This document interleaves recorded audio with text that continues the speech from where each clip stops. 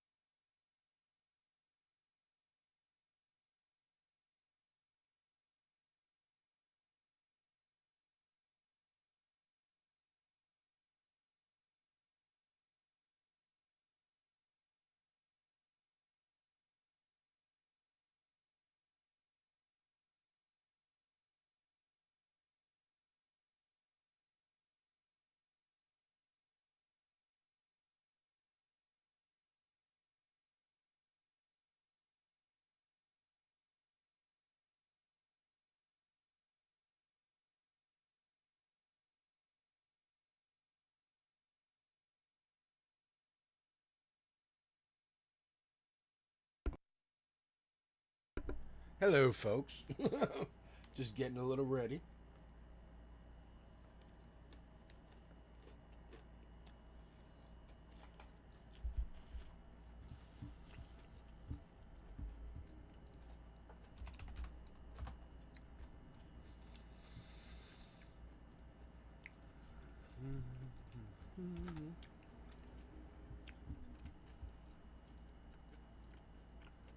I'm seeing what's free on the Epic Store.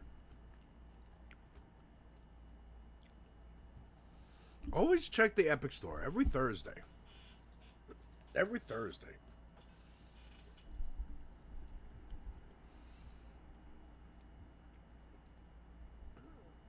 I got a chess game added to my library. Thank you very much.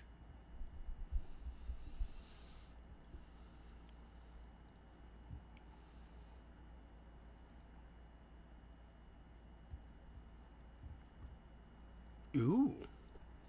Got a Warhammer racing game. Warhammer 40k Speed Freaks. Cool. I'll take it. I'll take it. I'll have it. I'll own it. Forever. Once again, check the Epic Game Store every Thursday.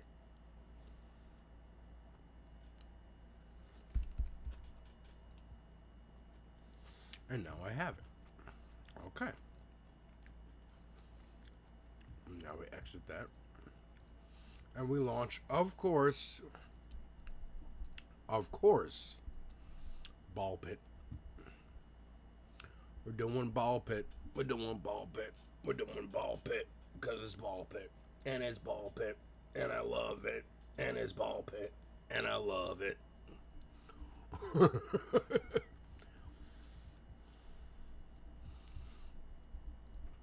Alright, we can turn the sound up a little bit.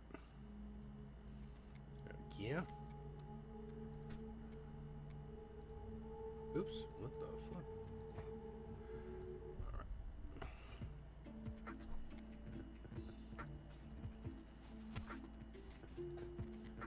I could turn up a little bit more.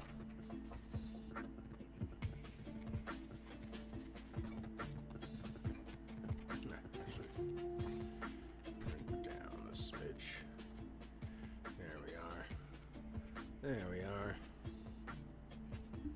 All right.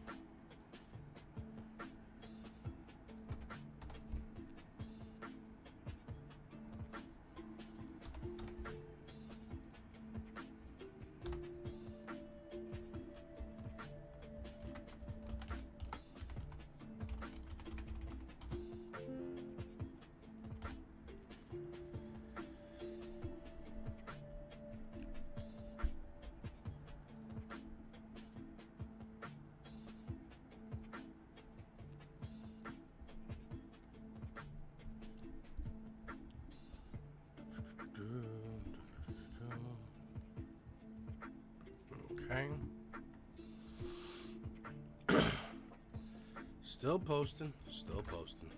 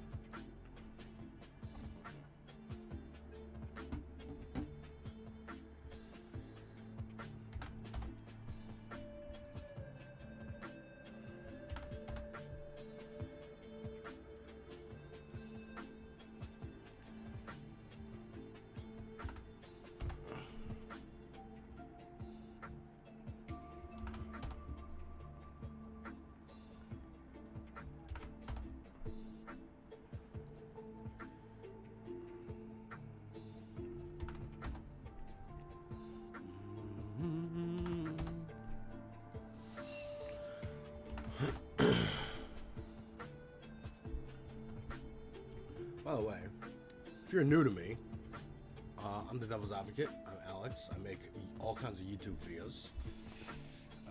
Lots of reactions. So reactions to Lupe Fiasco. I saw him live yesterday, so I wanted to check out his second album. It was the anniversary of his first album, which I have now a t-shirt of. Reactions to a lot of the game trailers from Summer Games Fest. Brian Andrews, his brand new song, protest song, Not See, is great.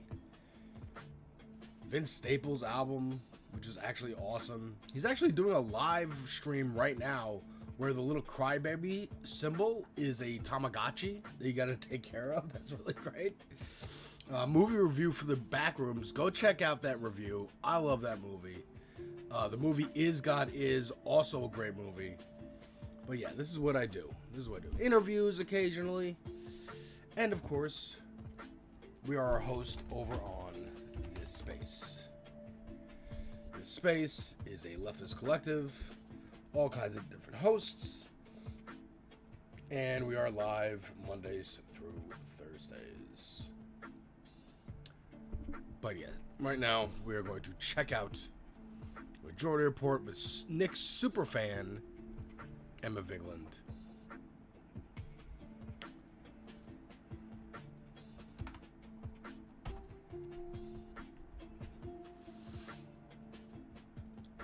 I'm just like posting everywhere that I'm live.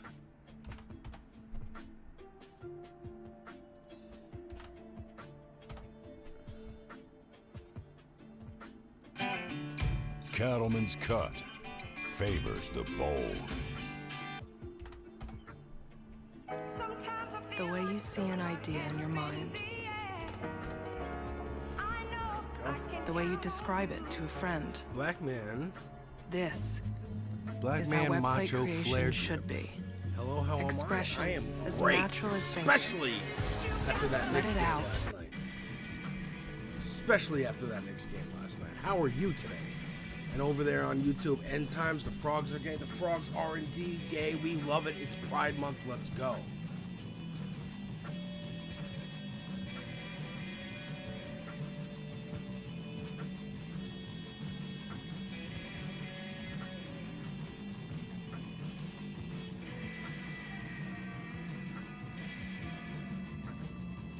I'm also working over here. So don't mind when I look over here. No problem.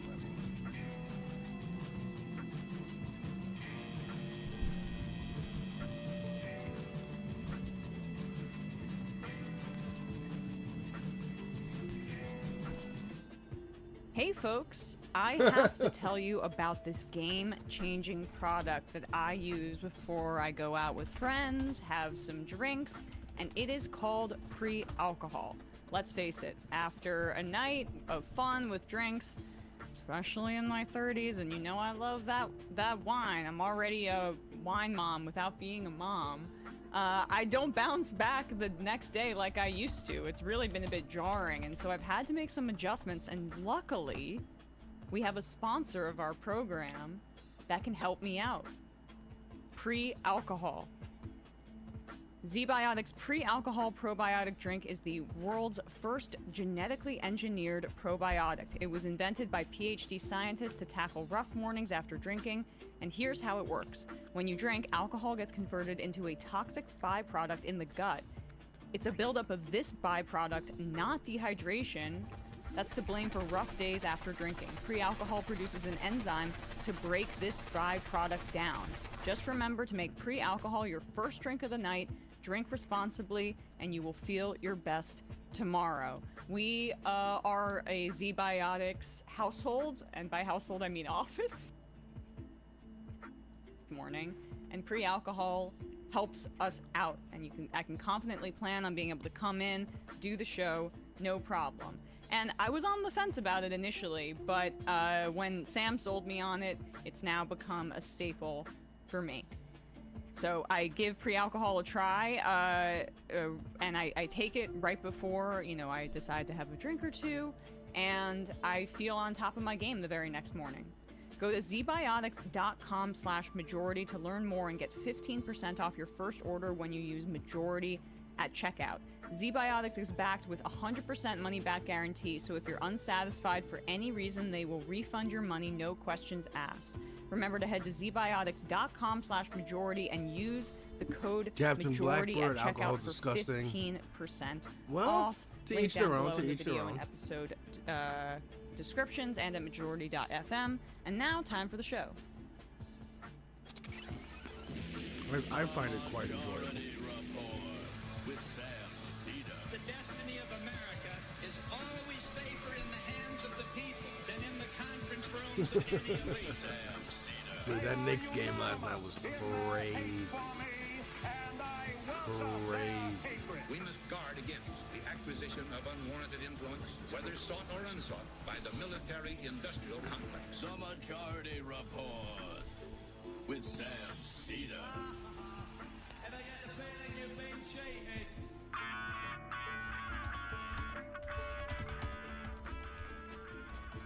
It is Thursday, June 11th, 2026. My name is Emma Vigeland, in for Sam Cedar, and this is the 5-time award-winning Majority Report. We are broadcasting live steps from the industrially ravaged Gowanus Canal in the heartland of America, downtown Brooklyn, USA. On the program today, Hassan Piker, ever heard of him? Twitch streamer, political commentator. He's going to join us to talk DSA, the rise of the populist left, and more. And later in the show, Daria Lisa Avila Chevalier, candidate for Congress in New York's 13th congressional district, will be with us to talk about her race. Hey, Valdez, let's go. Also on the program, the U.S. bombs Iran for the second straight night as ceasefire talks break down, predictably. The U.S. also struck a commercial vessel in the Gulf of Oman, killing 3 Indian sailors. Yesterday, Trump said, quote, "I love inflation." Well, I've got good news for him. Inflation has jumped to a 3-year high. Another report shows that a year's worth of wage gains have been wiped out in 4 months due to the energy crisis driven by Trump's criminal war on Iran. Speaking of that war, House Republicans are planning to use further cuts into Medicaid and Medicare to pay for it as a part of their new budget negotiations. You know, finger on the pulse of what the American public wants. A new report says the U.S. is investigating friend of the show, Trita Parsi, for criticizing the Iran war. My God. 31% of grills will go weenieless this summer. I can't wait till they fall apart. Don't be... Who sought refuge in the U.S. to the Central African Republic. Because, like, what a funny troll that would be, right? Trump says he doesn't want to renew his own trade deal that he negotiated in his first term with Mexico and Canada.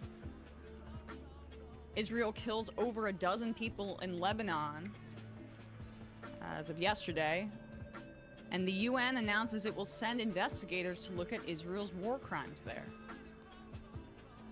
The FBI has arrested 8 pro-Palestinian protesters in Michigan.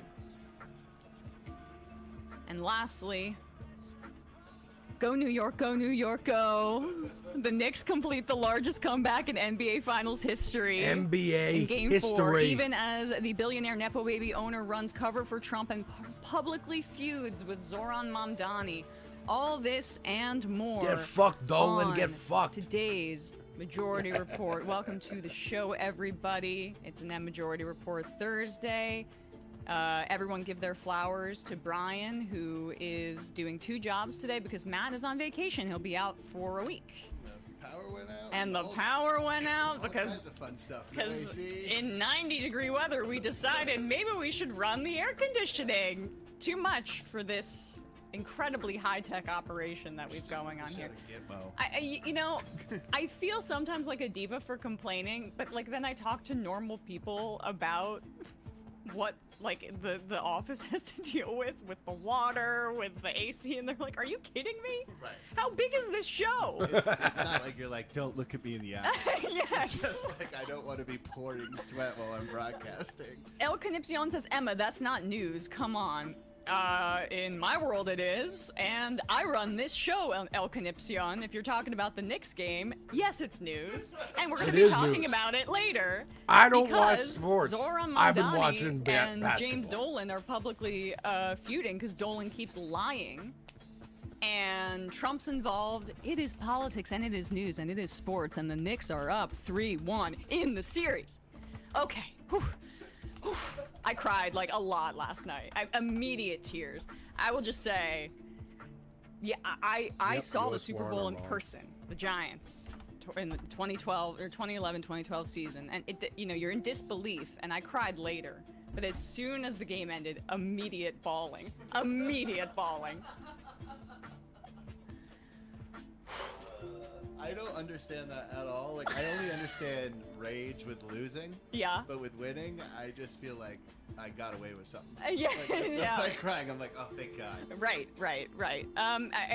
It was incredible. I will not continue to talk about it because I know this is a politics show. Oh, don't worry. It's not going to happen again for another 70 years. So Yeah. enjoy this one. Okay, thank you. It wasn't 70 years, 1974. 73-74 season. Anyway, the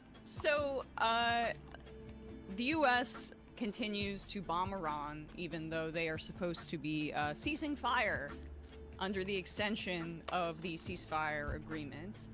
But just like our beautiful ally in the Middle East, Israel, the U.S. treats ceasefires like mere suggestions, and oftentimes they're trying to use negotiations, basically, to trick the people we're negotiating with into submission, or to lull them into a false sense of security before we bomb them. I mean, we are immensely unreliable. Let's go. It's Knicks Day, baby. We are playing ball pit. Also, like Israel, the U.S. is continuing to strike civilian infrastructure in Iran. Reportedly, the U.S. attacked 2 different water reservoirs in southern Iran, and that means that 20,000 people will not have access to drinking water in the middle of an absolutely scorching summer. It's I saw that in the Financial Times, so I believe it. Oh, yeah, the I U.S. think is doing it's, terrorism? Sometimes I just add reportedly, but no, it's what happens, yes. And so, I mean, if that's a war crime, one of the many war crimes that we've committed, including, of course, infamously, the double tap of that girls' school. But it's just it's barbarism, and it's might makes right, and it's the way It's evil. and the way that this administration speaks about it with such glee. Pete Hegseth was asked about attacks on civilian infrastructure and those being war crimes, and of course he just like finger wags at the media and says how, of course, you would besmirch the name of our war fighters, impugn. How dare you? How dare you ask me about slaughtering children? Like, have some compunction. But anyway, it's been 3 months of this war. Trump had repeatedly said it would be over within weeks. There's reporting showing that an agreement is close, but the thing is that Trump keeps derailing these negotiations with this public chest thumping because he has this desire to humiliate and threaten Iran because he knows that Iran is humiliating him. Trump continues to get more impatient the more Iran digs in, and he wants to look like he won because he's so demented, probably ahead of this stupid 250th anniversary lawn party where we're bare knuckle fighting on the White House lawn. It's a birthday party. It has nothing to do with it. Exactly. It's what I want to see. Trump's such a fucking So loser. here's Trump this morning calling into Fox and Friends to talk about his latest plans for the war in Iran. We only have a minute left, but will there be more bombing tonight? Yeah, there will be more bombing tonight. It'll be bigger, more powerful. Don't forget, we've knocked out all of their anti-aircraft. They don't have any they have nothing. I mean, they may get lucky with a shoulder weapon or something, but for the most part, you know, they have no defense. What did the representative say in your phone call with them? They're finished. Excuse me. They're finished. But the papers, the media refuses to write it. They're finished. We can walk in there tomorrow.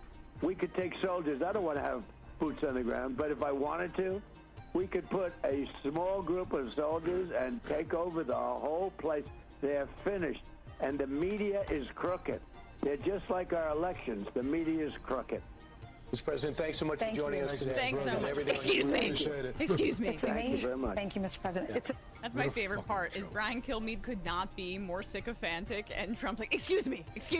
Shut up. Hey, you're not a piggy because you're a man. I respect you a little bit more. But, like, I mean, what he's revealing there a little bit is it backs up Ken Klippenstein's reporting from a day or two ago that there are U.S. paratroopers who are secretly stationed in Israel right now. And those could be the soldiers that he's referring to. This small group of soldiers that in his wildest dreams are going to take Karg Island, which is a fantasy. It's an island that processes around like 90% of Iran's oil exports, and it's putting U.S. troops there or getting them to invade a country of 90 million people and put them on an island that is heavily surveilled by the Iranian government would like be truly sending them to die. Like putting troops in such incredible harm's way that the fact that he's even talking about it is astounding to me. We've never been at war with a country with this many people. No, let alone the fact that, like, geographically, even if there were fewer people, Iraq is 3 to 4 times less in terms of population size, but on geography, Iraq was a lot easier to map out. How that went. And in that one really badly. Iran is a lot larger, and it's much more mountainous, and I've been preparing for this for a long time. Right. So if the U.S. can't win in Korea, in Vietnam, in Iraq, you think they're gonna win in Iran? Good luck, buddy. But what's really just scary to me here is that you have people like this guy, Keith Kellogg. He was a part of the first Trump administration. He was chief of staff, I think, of the something national security, but at one point he then became acting national security advisor because of all the turnover in the first Trump term. He went on Fox News last night, and when I see him say something like this on Hannity's show, where Hannity is like as close to Trump as it gets in terms of media pundits, I don't think if there's anybody Trump trusts more than Sean Hannity to get his message out there. Hearing this from a former Trump official on Hannity, it feels like a direct appeal to Trump, and that should be horrifying. We're going to go in, we're going to finish the job. Having a protracted war is not the American way of war. It's a war we've been conditioned to in the last few decades, where we've done things in Afghanistan or Iraq. We ought to go back to the way we did it in like World War II or World War I, and we just finish the job, total war, obliterate them, and say, when you need to come to the table and you want to talk to us, you got our phone number, then tell them we're done. Because right now we're playing their game, not our game. Let's play our game and force them to come to us. When I hear something like that, Genocide. They want to use first nukes. of all, when you talked about World War II and World War I, you made this point, Brian. We didn't start those wars. No, and Russia saved both those wars. Yeah, right. We're gonna need Russia's help, please. Who's Russia gonna side with in this? Let's turn Russia on Iran. That's probably the best. Instead of just like we got admitting defeat. That's the road that they're. I'll be right back and get some more they water. should go down. It's my absurd. God, But Knicks what's in scary is what he fucking seems to be five, implying when he says World War II at the very least is nuke them, or at the very least bomb the hell out of I them. got Like, home from Lupe how many Fiasco. more times They were down are we gonna 30 bomb points. I was Iran like, oh my because God, Trump that wants to sucks. save Trump's face for this fucking idiotic war that he started? And then even as we're 20 at the minutes later, I lowest get a text from my boy. levels ever for Yo, our something's strategic happening. petroleum I turn on the reserve, game. and we're just weeks It's neck away and neck. from this energy crisis last few spiraling seconds. completely Oh out of my control. How many more times is Trump going to insist that a bombing campaign is going to make Iran negotiate on more favorable terms? In fact, as we've continued to say, the leverage is on Iran's side. They would almost rather have this drag out to a degree to inflict maximum political damage domestically on Trump, to punish him in that way ahead of the midterms. That's a part of their strategy. But also, they still have cards to play, and we do not have any more cards to play. Because all we have is bombing, hammer-nail situation. But you have the Red Sea and the Houthis and their alliance with Iran, and they could start a choke point there as well. And Iran hasn't even played that card yet. It's just amazing how outclassed these imbeciles are in this administration, despite all of the advantage from a firepower perspective being on their side. It's a death cult. They're all 85 years old. They don't care. They don't care. They're trying to cash out on the way out. Right. Let's build the world that we always wanted, that these Zionists always wanted, that these neocons always wanted before we die. And everybody else can deal with it. In a moment, Hassan Piker will be with us, but first, a word from one of our sponsors. Have you ever thought I should really be doing something to protect myself from stalkers, scammers, hackers, etc., but you're not sure what? Well, here's what you do. You go to www.joindeleteme.com/majority and enter code majority. You'll get 20% off. Delete Me removes your personal information that's being sold online. I've been using Delete Me for years, since I really started in this industry, prior to me even joining the Majority Report and prior to them even knowing that they were a sponsor of the Majority Report. I just spoken to other people in this field and I asked around, like, what's the best way to protect my personal information? And they all said, Delete Me.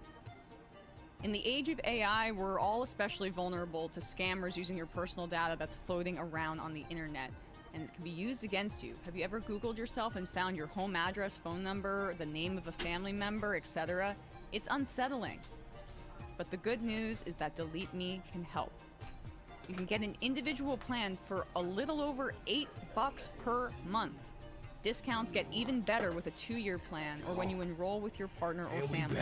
Delete Me does all the hard work to wipe your personal information from data broker websites. Thanks to Delete Me for sponsoring the Majority Report.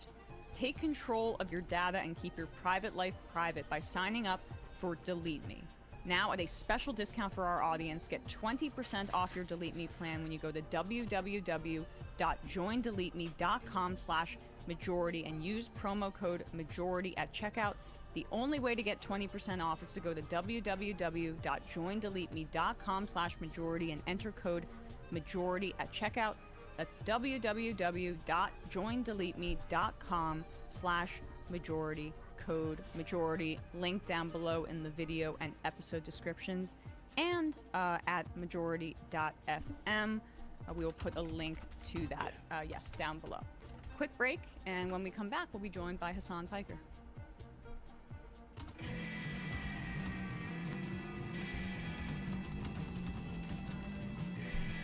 Yeah. This is the greatest night of my life. Yeah. Oh, it was honorary. Let's see. Risk.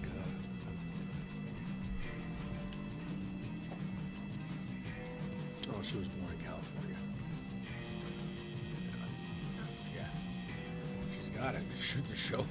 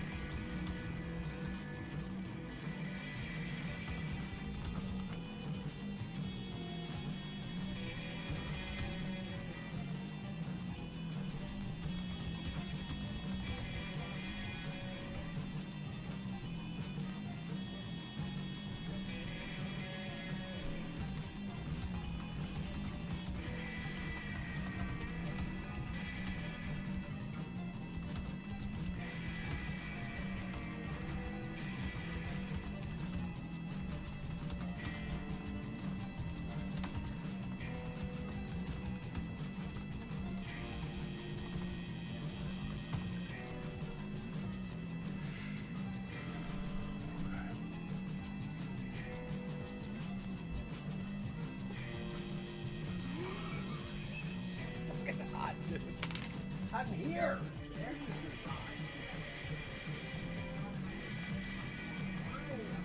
I don't.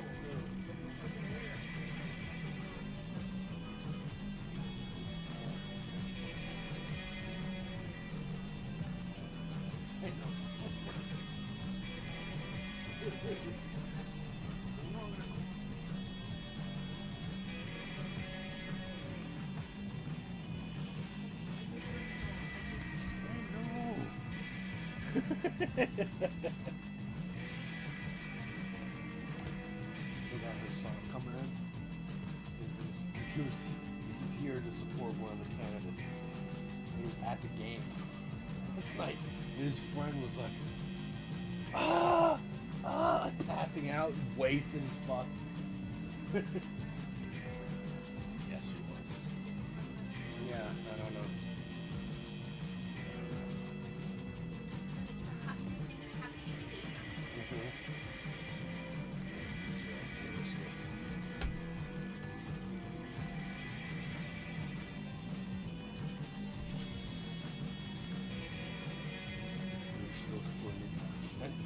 Lost the Super Bowl last year.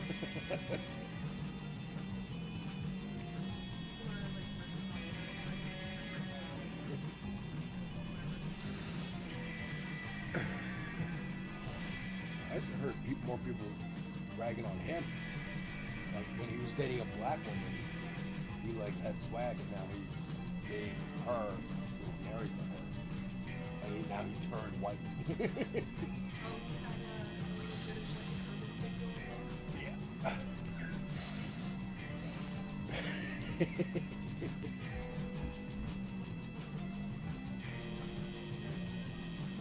Right? Because every time I scroll on my page, I'm like, I really like that album. I wish there was something more I could do with that album cover. And I got it. Oh, righty there.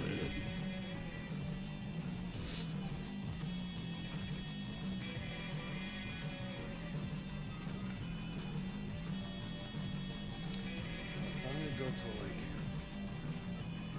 4, 5, maybe 4. I'll stay there.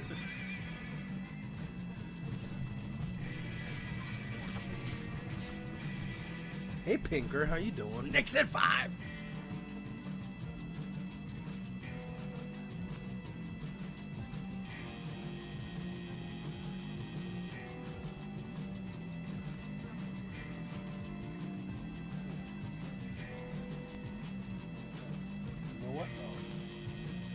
Thinking about the other day, what movie were we gonna watch but we forgot? The Prestige. You wanna watch that later? What's up, Pinker? How you doing? Did you see? Look, I don't even watch sports. I don't even watch sports. But I started watching the game the other day, Game 3, the one that Trump ruined. And then last night, I was live at Lupe Fiasco's 20th anniversary Food and Liquor concert over on Pier 17. Awesome. He blessed us. He said, let's get rid of the bad juju from Trump. I come home, the Knicks are down 30 points. I'm like, oh, they're going to lose. Trump ruined it. His stinky aura is too powerful. But then 20 minutes later, I get a text from my friend who's like, yo, check out the game, something's happening. And they are neck and neck. And then, can I just, I don't want the NBA to demonetize or like, you know, DMCA this.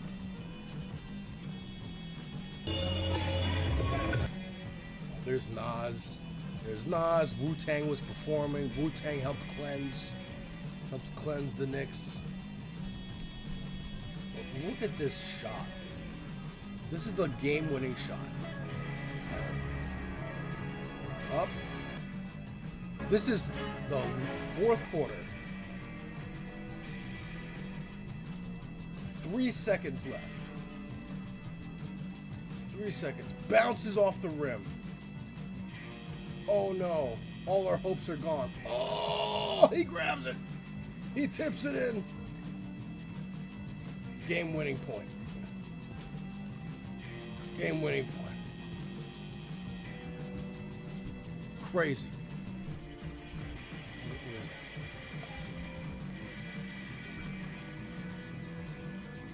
Oh yeah, you can hear the city screaming in New Jersey apparently. Oh really? I'll find that.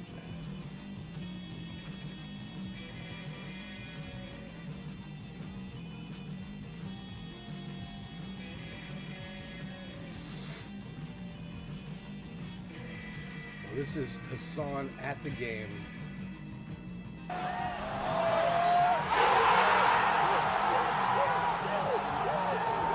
I don't know who this is, but I want that jersey. The Patrick Ewing jersey, I want that jersey.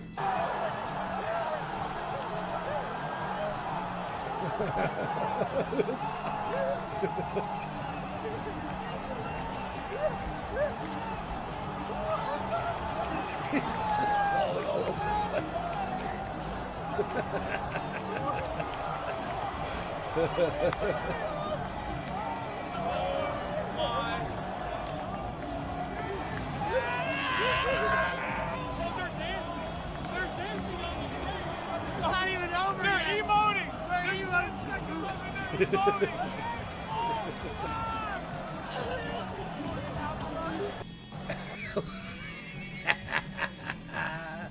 Bro, this picture is fucking fantastic.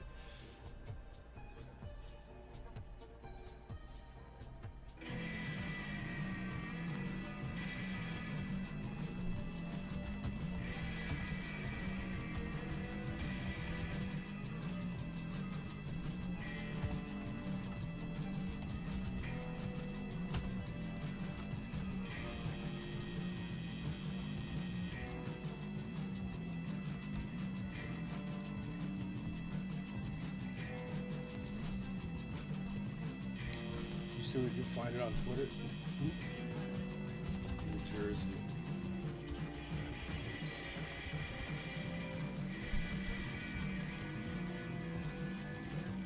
Alright, here we go. Hang on, let's mute this. So apparently you could hear the screaming from New Jersey.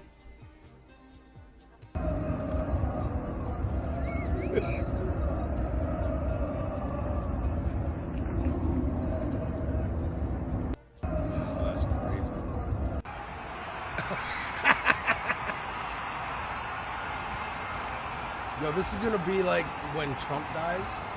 This is what it's gonna be like on Earth. Bigger. The whole Earth. Yeah, deposit pans for the essential workers. This is gonna be like Biden Day plus that day plus this day. crazy, bro.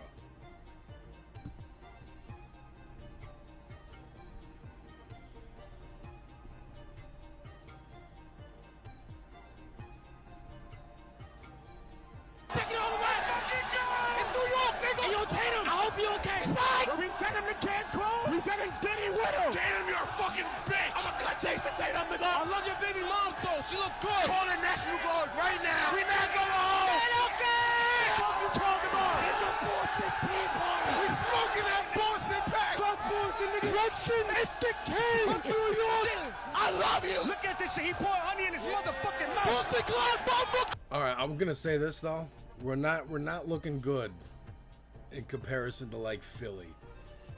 Philly sports fans has probably the worst reputation. We're giving them a run for our money. I'll say that, dude. I've been seeing Spurs fans get like beat the shit out of, their jerseys ripped off. Dude, I saw a video of them like jumped on top of a cab and we're just like jumping on top of the cab. What are you doing? We won. Stop. The cab's an inherently New York thing. Celebrate the cab, you fucks. What the fuck? Calm down. This is insane. This shit look like the Christmas parade. Yeah, and still it was going nuts. Even get up there. Fuck Dunkin' Donuts. Hey, yo, Dunkin' Donuts. Suck my dick. Knicks fans ain't burning Dunkin' Donuts. I'm sorry. Was that Stiller or Seinfeld that I saw? Both of them were there. Because now I think I'm thinking of Seinfeld. I think it was Seinfeld that I saw. In his glasses? Yeah. He is. Yeah. But yeah, both of them were there. Never had nothing. Celtics on my dick, nigga. Fuck you talking about? Fuck clam chowder. Suck my nick, nigga. Dominican Byway. Jason Tatum, you still sleep with your mother, you bitch ass nigga. Who the fuck is biggest nigga? You just suck a New York City hot dog, nigga. Fuck Boston. Yeah. For the MTA, my friend Leanne. My God, it must have been crazy. Yo, this is just amazing. What a time.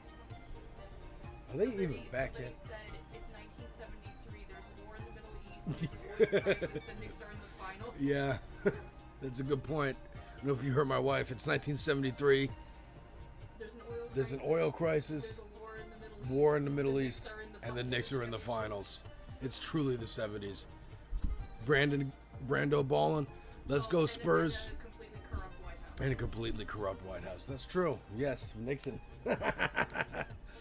Let's go Spurs, bro. They were doing so good last night, the Spurs. I was dejected. I was like, oh man, down 30. What are we gonna do? Trump ruined it. But then in just one quarter,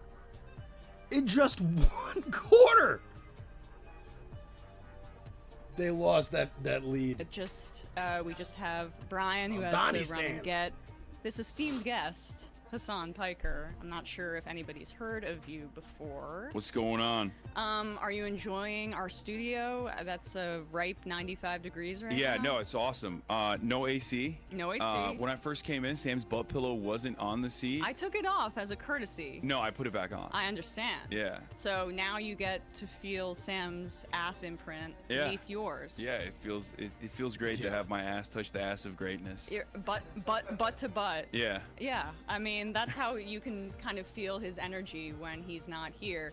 I know that some people in our audience may not be happy that I'm going to ask this question, but given my Knicks shirt and what I'm wearing today, I have to ask. Yeah.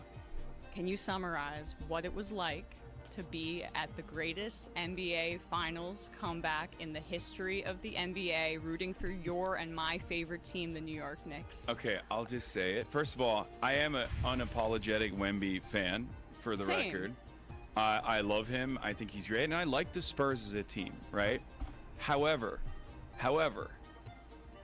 what I watched unfold last night was insane. I mean, first of all, it was many failures on the Spurs front. Yep. Okay, so dominant first three quarters. Yep. A 30-point lead coming into the halftime, historic. Has never happened with the exception of the bubble, right? And I like that they put an asterisk on the bubble too, or like an away team is never led by. Meet my dad. Mom with the ads. National University supports.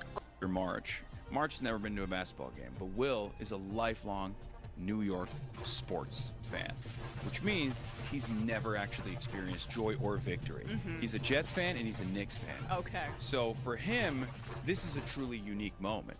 And we flew in specifically for this, right? And we were supposed to go to game 3, which would have been devastating. And then we decided, let's go to game 4 instead.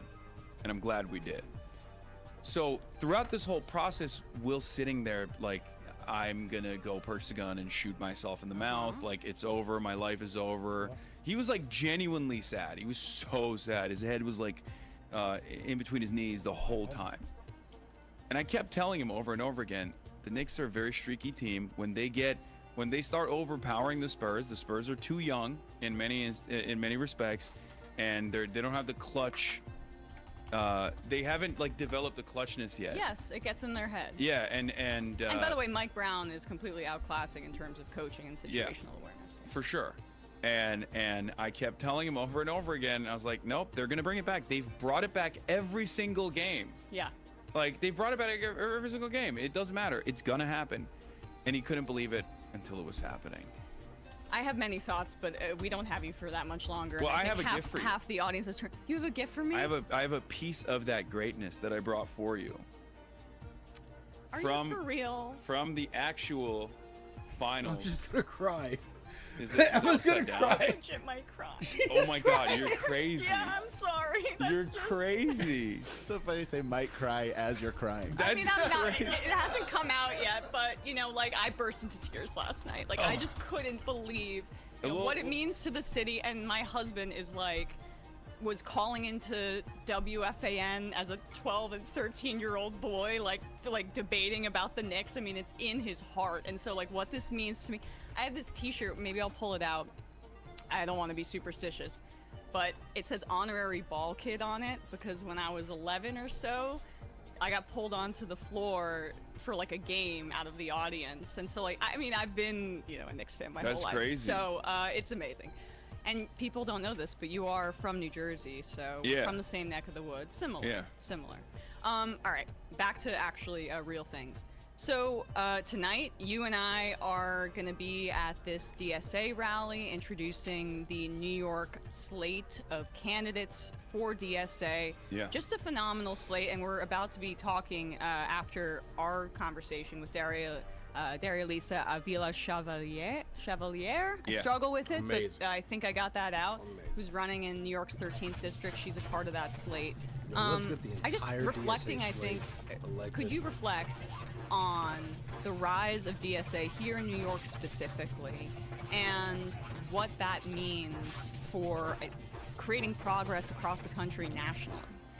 Yeah, I mean, New York is leading the way, but there is a lot of appetite for necessary change in this country.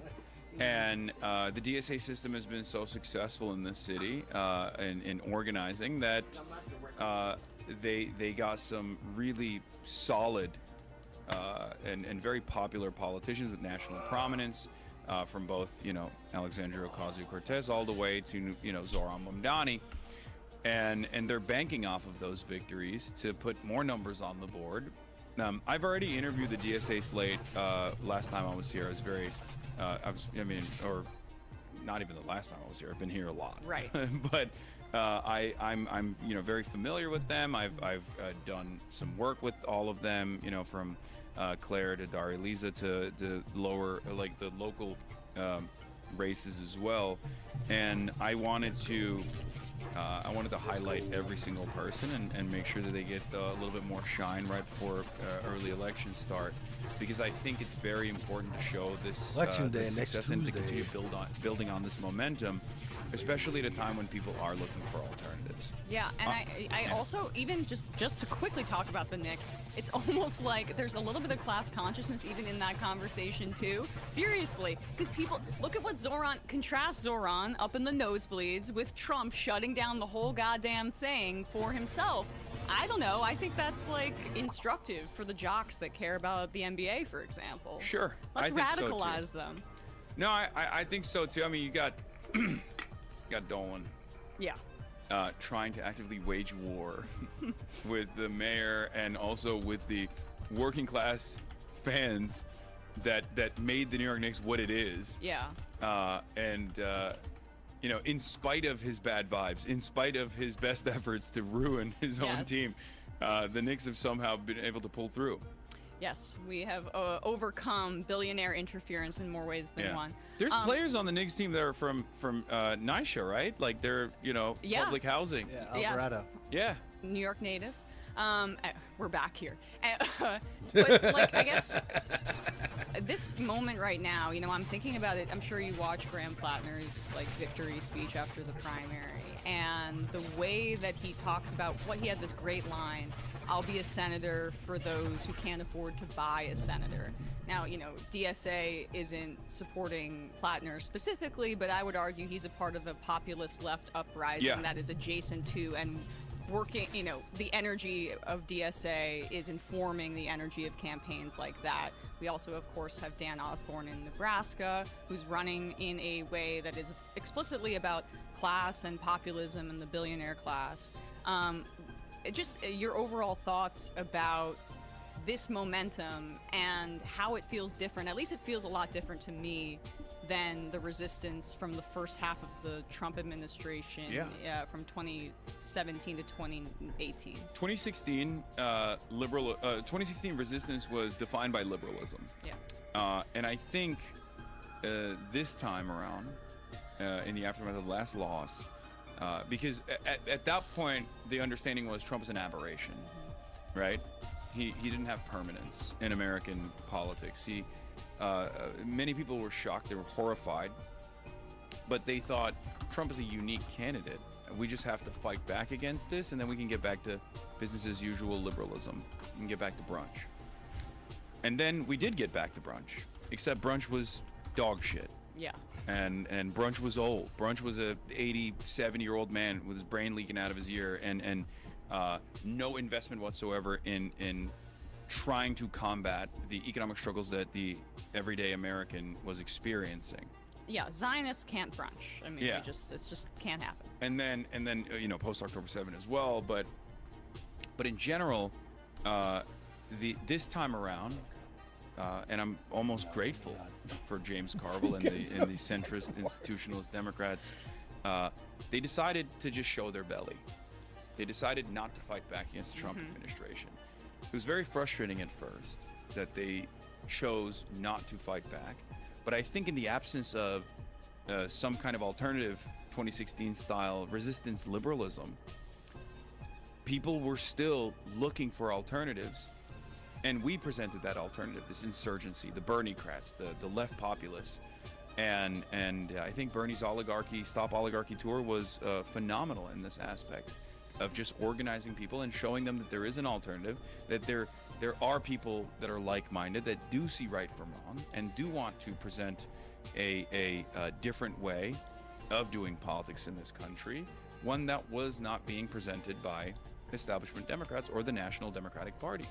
Yeah, and I think, just back to Zoran for a second, part of the goalposts keep shifting about what he represents.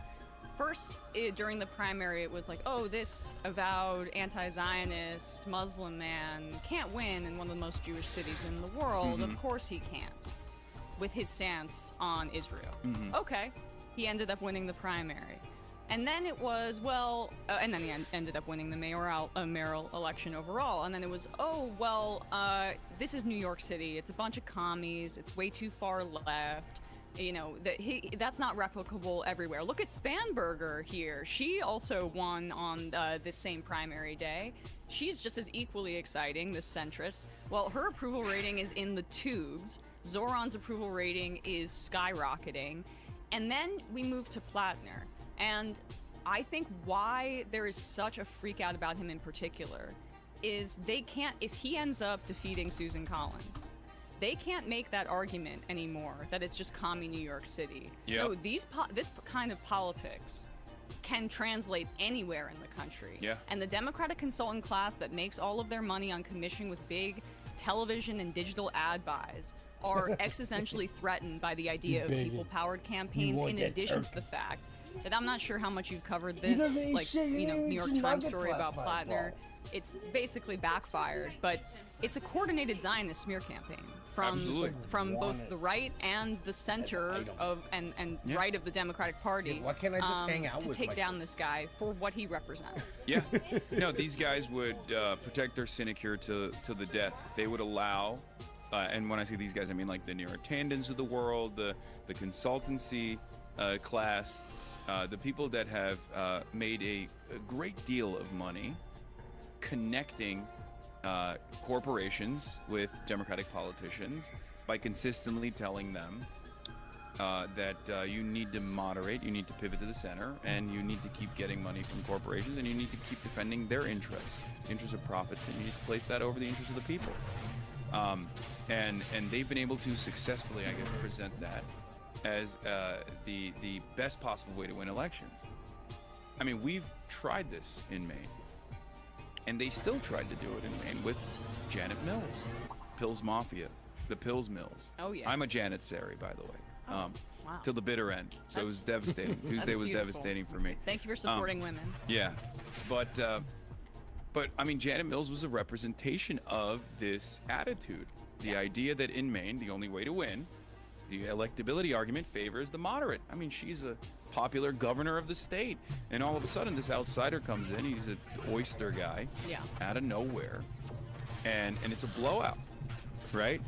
So what centrists have to now do is undermine this candidacy and undermine this campaign, even if the alternative means a Republican majority in the Senate, because if Graham Plattner wins, that shows that the electability argument actually favored left populism all along. To say that you're against Israel, to say that you were for Medicare for all, what was presented as a radical sect of Democratic Party's politics that was often cast aside. Turns out the majority wants it. The overwhelming majority of the Democrats want it, as demonstrated by the primaries. And I'm willing to bet that the overwhelming majority of the masses across the board, regardless of party loyalty, want that too. Yeah, and I just keep thinking about also what Plattner would represent as a senator. Like, imagine him if he's on, say, Armed Services Committee, questioning our Pentagon leaders about the endless wars that we're involved in, and he's running very much on that as a buzzword, being against the endless wars. I saw what it meant, and my friends died for nothing. I killed people for nothing. And the power of him kind of reckoning with that, the mental health episodes that he had experienced because he had to reckon with that, and then being able to confront the very decision makers that send so many Americans to die for wars of imperialism and choice. That is going to be, if he's able to topple Susan Collins, who's defied the odds before, that is going to be a really poignant, I think, visual and a threatening one to the military-industrial complex if he's able to kind of use what he's run on and operate that way as a senator. Yeah. There are still, not that they're relevant in the main conversation, but there are still skeptics out there. Yeah. My argument has always been, look, I have my fair share of scrutiny and skepticism here as well. Having said that, you might not take what he's saying seriously. You might not take his anti-Zionism to be sincere, but it's very clear that very powerful people do see it as a real threat, and that's precisely the reason why they are opening up the faucet, the barrage of manufactured outrage to try to thwart his campaign's success so far. Yeah, I mean, we're always going to question the sincerity of politicians, but I also think that you can look at evidence to make a case for yourself. And when people compare him to Fetterman was taking AIPAC money. Graham Plattner is taking only small dollar contributions. That's how it's working. And that matters to me, because when we're talking about political corruption, that's how the sausage gets made there. Yeah. Lastly, I know you got to run. Can you talk a little bit about what you've seen out of Michigan since you arrived there? because it seems like we can talk about the Hassan Piker effect in that way. Abdul al-Sayed has surged after a bunch of after Mallory McMorrow and other kind of centrist democratic groups and Zionists. Yeah, I know. I've heard about her before. I wish she didn't get too cocky. But well, we'll see. Primaries in August. I mean, I'm knocking on wood. You know, I'm superstitious about this stuff, but like, it had the opposite effect. Streisand affected Abdul al-Sayed, and now he is leading in every poll that comes out. Yeah. Some of those polls have actually directly pointed to the bump, the Hassan Abi bump. There was a Republican pollster that said, like, there was a noticeable increase in Abdul al-Sayed's favorabilities after the attacks started, and as a direct consequence of said attacks. But here's the thing. I'm not this, like, profoundly popular person. I'm only one guy. I'm not some kingmaker in the way that my haters, my enemies in mainstream media perceive me to be. I can connect ideological allies with an audience, and also maybe even offer some positive media coverage or negative media coverage from contentious, hostile legacy publishers that have already created a legion of enemies amongst the masses. People that get very frustrated about the Israel coverage in the New York Times when they see, or any number of different like mainstream publishers like CNN, right? When they see CNN criticize Abdul al-Sayed and say he's hanging out with this like radical, this Hassan Piker guy, he's a scary terrorist, he's Muslim, and Abdul's Muslim too. Think about how Muslim he is. I think most people look at that and go, "Oh, you're just saying that because he's actually legit." Yes. It's a point of legitimacy. Yeah. So it's not. That's the reason why it backfired. And if you recall, when people were asking me in the beginning, I was like, they kept saying, "How do you feel?" Like, it must not feel so great to be attacked all day, every day, to be just called outside. an anti-Semite, to be called a terrorist. BLM over any others. Let's go. What did I say? Yeah. I was like, no, it's actually great. Just outside, because and we saw I've been an ambulance with two flags on the back. One said Blue Lives Matter and one said Red Lives Matter for firefighters. I'm like, I don't want my ambulance coming to pick me up with those flags on the back. That's crazy. So hard on this issue. So now when people say that, it raises the salience of the issue, and it raises the legitimacy of the candidates that I'm aligning with, like Abdul. Yeah, and it really is amazing how the public has not is there. You look at polling, and yet it's like the media exists in a parallel universe where they're still treating Israel as something, or at the very least being anti-Israel or criticizing the genocide as something that's going to harm you politically. I mean, are you joking? It's like they live in the upside down world. Yeah, well, yeah. I mean, look at what happened with the UK. Works for Israel, so. Exactly. If the UK just like allowed me to go in and deliver the speeches that I was slated to deliver, it would have been no issue whatsoever. I mean, there'd be some positive media coverage, for sure. But the very fact that they stopped me from entering the country became a news story in and of itself. And it became a major point of controversy, both in the country and I mean, globally, really. Because it spelled a significant shift in defending freedom of expression in this country. A lot of people were frustrated, even unlikely people. I mean, the Free Press wrote an article about how the UK should have never stopped me from entering the country. So yeah, I think that these guys kind of recognize how much the masses have shifted on this.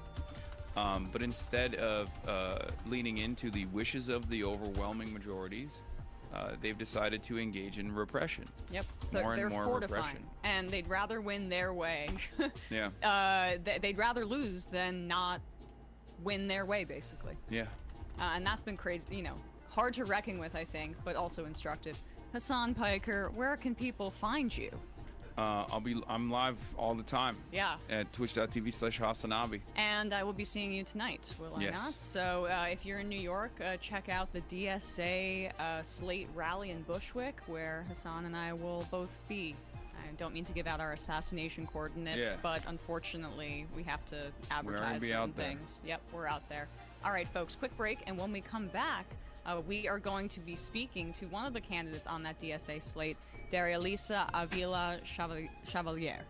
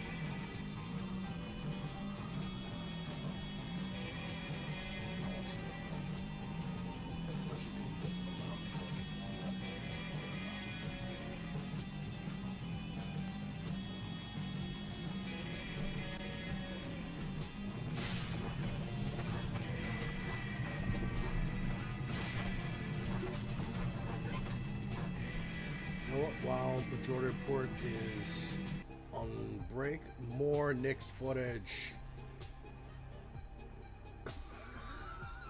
More Knicks footage!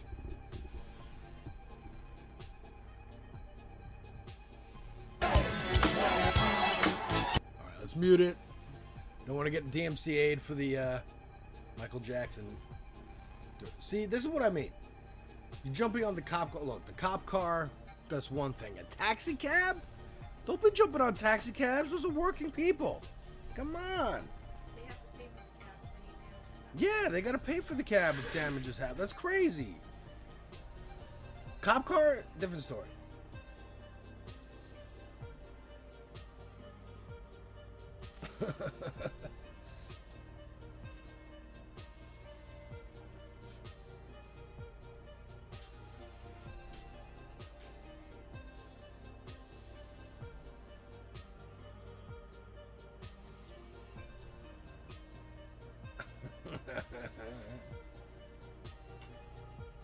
This is JFK in the airport.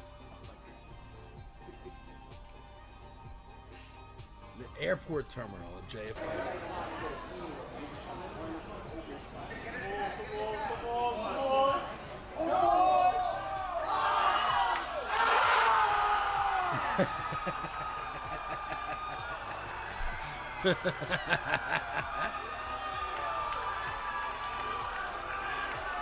Unity.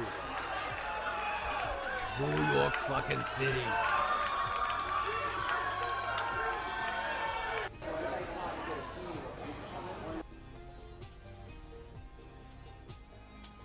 Westville.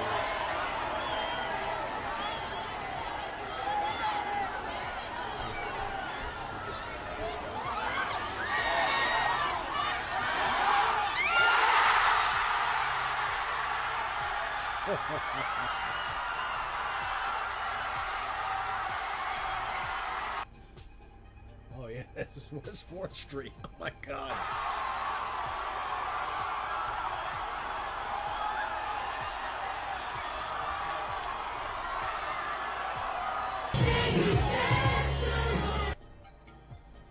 I'm playing the terrible Rihanna New York song.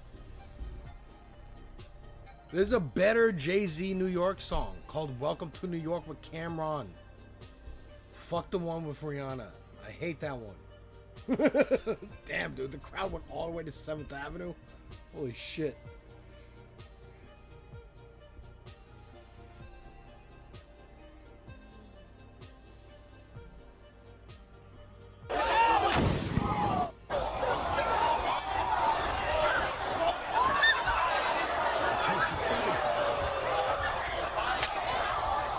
This is some of the dark, weird chaos. Who shares that? Yo, did you see? So Dolan, the guy who owns Madison Square Garden and the Knicks, is being an asshole and kept the same shutdown rules that was on for Monday to be like, it wasn't Donald Trump who made us do this. We just are doing this anyway. Literally covering for Trump. So Zoran was like, well, guess what? I control all the link stations in the city. So he put the game on all the link stations in the whole city. So anybody could just, if you're walking by, you can see the game. Yeah, he tweeted it out. Socialize Like, the Knicks- game. Knicks in 5. Let's He's like, fucking I'm go. not letting that happen.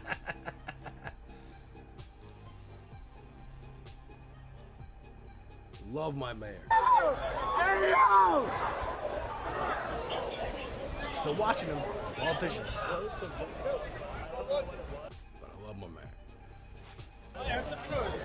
Firework. Firework. Firework. Firework. What a big firework. Where did it happen? Right here.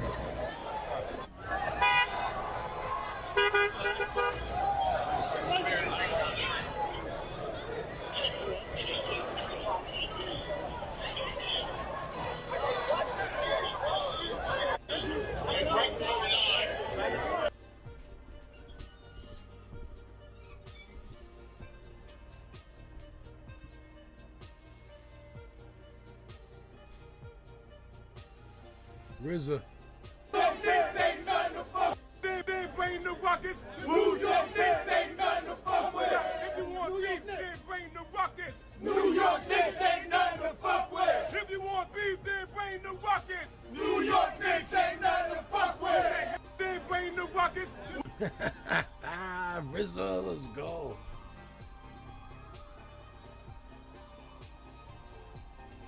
Someone from their second floor apartment projects the Knicks game against the 4th Avenue and 9th Street station.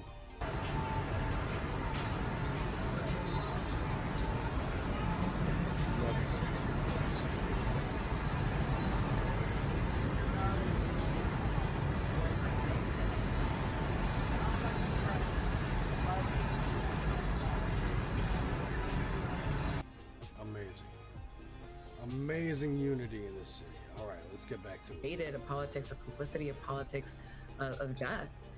We deserve a politics that actually presents a vision for what our communities deserve and presents a vision of a politics of life. And I believe I know your answer to this, but just would love to ask, to get you on the record, you support blocking arms sales to Israel, both defensive and offensive weapons? I do. I fully support blocking arms sales of all sorts to Israel.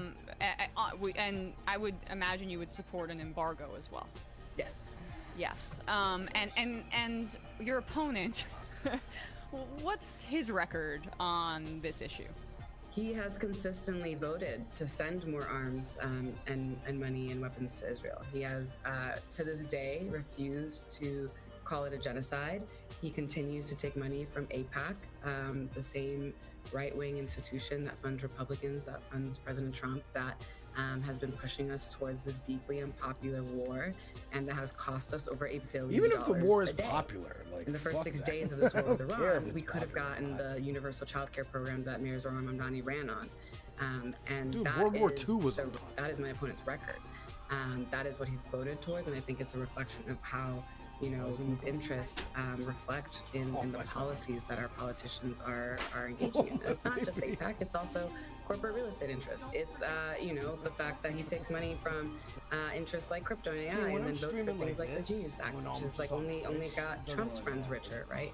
And it matters that we have representation that is actually accountable to the working people who would never have $670,000 to donate to a campaign the way that AIPAC has. We'll never have the $115,000 that ICE contractors have donated to my opponent, right? One or two. It matters that if we are If anyone's serious watching, about say hi in having chat. a functioning democracy, that democracy empower working people instead of corporate interests. Well said. And I just want to turn now to you support abolishing ICE. We're seeing an escalation of threats from the federal government right now about ICE activity in New York City. What would you do to help your potential constituents as a member of Congress to protect them from ICE raids? Yeah, absolutely. I mean, we have to abolish ICE. That's the only way we get them out of New York City for good, right? And I've lived in a world where ICE didn't exist. I'm older than ICE is, and we need to go back to a world where it doesn't exist. reinvest those resources into pathways to citizenship and to programs that actually allow. Segrid releases immediately and blocks ads. Fuck these ads. Fuck these ads. Fuck these ads. To protect our sanctuary policy, to make sure that we are advocating for our constituents and not staying silent when ICE comes to our community and kidnaps them. We have to actually be fighting tooth and nail for them. When my friend Mahmoud Khalid was taken by ICE here in this district, my opponent refused to meet with his family. He refused to meet with our friends, and the only thing he could do was issue a 2-sentence statement about trusting the Department of Justice, which was already violating his rights on the basis of having taken him to begin with. Right. And so we deserve representation that understands what that means for the millions of people across the country who are living under the terror of ICE. When our representative, who is the chair of the Congressional Hispanic Caucus, doesn't stand up for the immigrant Violation in his district, detected whom and Trump live is now to calling avoid the suspension. Oh blueprint for how no! immigration enforcement would be Notification conducted throughout the Z6P. country. That matters. Yeah. It is so important to highlight the Mahmoud Khalil example, because if that's any indication how he left him out to dry, somebody who was criminalized for his speech and missed the birth of his child because this fascist administration locked him up for his speech, that you can't have a Democrat in one of the bluest districts in the country stand up for him. How would he stand up for you then? That's the question here. On any issue. It's just astonishing. And I know that you were an organizer of the anti-genocide protests at Columbia University as a grad student, so you're quite aware of what free speech suppression looks like as well. Can you talk about that as a concept and what you would do as a member of Congress to protect people's rights to protest and have their voices heard? Because, the right has almost perverted and taken over the free speech conversation because they make it about like, oh, I get to say this slur again or something. Or Twitter took down my tweets or something. No, this is what real free speech suppression looks like, and you experienced it firsthand. Yeah, absolutely. And, I think we have often, we're seeing both Democrats and Republicans alike pass policies that suppress that kind of speech. And it is so deeply dangerous. We talk about how Republicans are passing book bans, how they are, really taking away our own history from us by banning certain topics in schools, by limiting funding to our education on the basis of whether or not professors or teachers are teaching certain topics, and then happen to be shocked that these corporate interests, when they present themselves in the form of a university, right, are acting in lockstep, right, where they are suppressing the speech and the protests of their own students, inviting police onto their campuses to arrest their students for engaging in First Amendment speech, right? There is nothing more sacred in this country than the right to protest and the right to speech, and the fact that it is happening in institutions like a university where the very point is to teach us how to think and express our ideas. It should really shock us all and should tell us about where we're at in this country. And the fact that we had a representative who not only ignored calls from students, ignored calls from protesters, from his constituents to help them address this issue, to help them address the fact that their rights were being suppressed by their own university. And then that had a hand in the way that the federal government responded to these students, I think speaks volumes to the lack of leadership we've had and to a failure to stand up to these attacks on free speech, to these attacks on education, to these attacks on our democracy. The attacks on education, can you speak a little bit more about that? What would you prioritize in terms of improving education in your district as a member of Congress? Yeah, absolutely. I think we really need to be funding our schools, not just K through 12, but we need free, public, dignified education from cradle to college. And I think what we're seeing more and more with institutions like Columbia, which is my alma mater for undergrad, I went to CUNY for grad school, which I'm very proud of, is that we, went from a system in CUNY, for example, where we did have a free higher education, and now many people are priced out of something that is really a pathway to class mobility, to the middle class. And we need to be funding that education, not only because there's so many games that are like it's this. economic justice, it's also a matter of dignity. Education is a matter of human dignity, and we should be funding that for our students, for our children, for our communities. And this ability this ability to be able to have an education, to know how to think critically, to engage with our democracy is so critical to be able to actually fight back on fascism, because without that, we are going to see more and more attacks on our community writ large. And the fact that we have so deeply disinvested from our education system is what's gotten us to this moment, right? The fact that we have continued to allow our tax dollars to be diverted away from public schools into private charter schools or private institutions, right?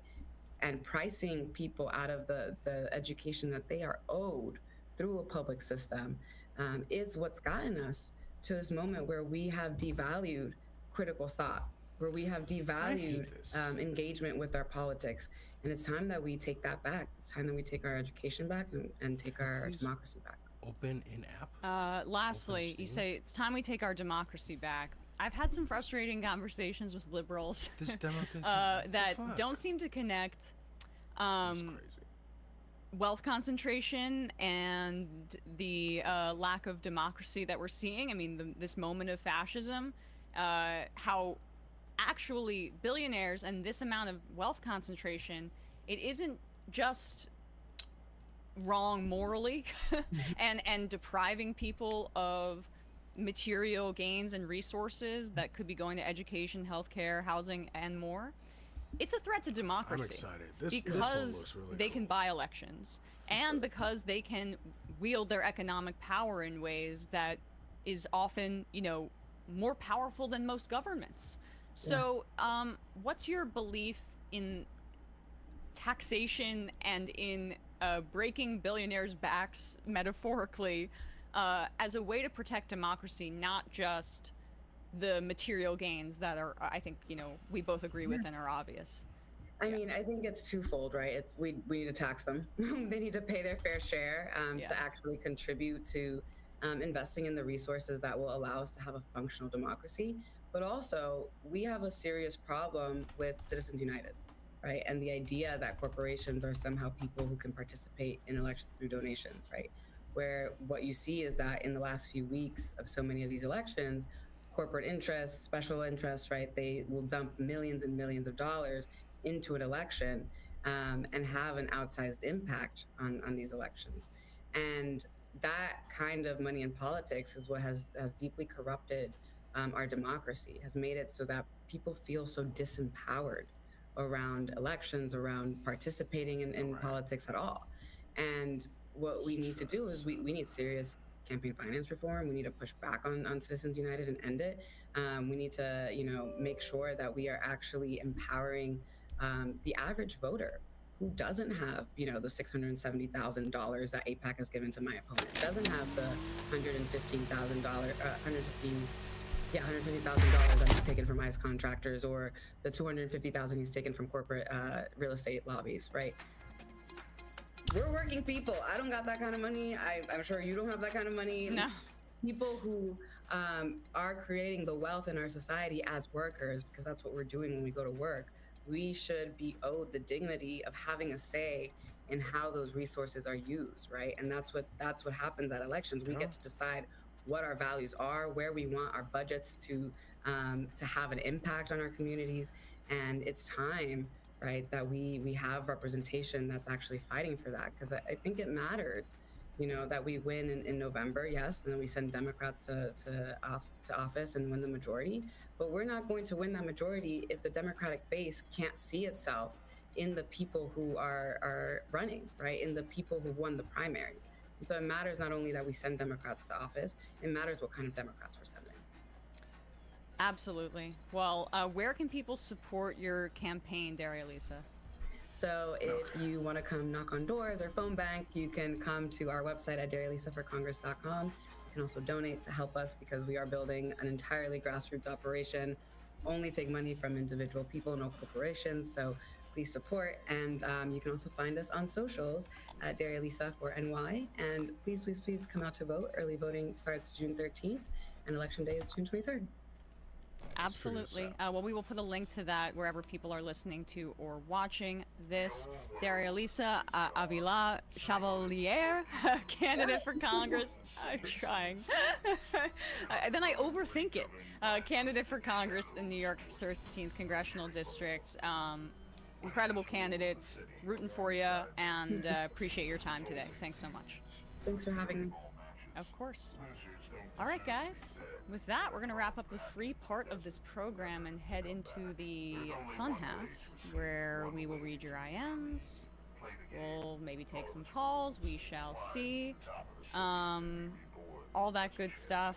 We're not sure what's happening with Matt on Left Reckoning, but you can check that out. I haven't had a second to get that. Sorry. No, it's really fine. We were dealing with a lot, and apologies if you guys were listening live and we had such a long break. It was difficult to get Hassan up here, and Brian had to run down, and we couldn't do, so it's just the two of us today.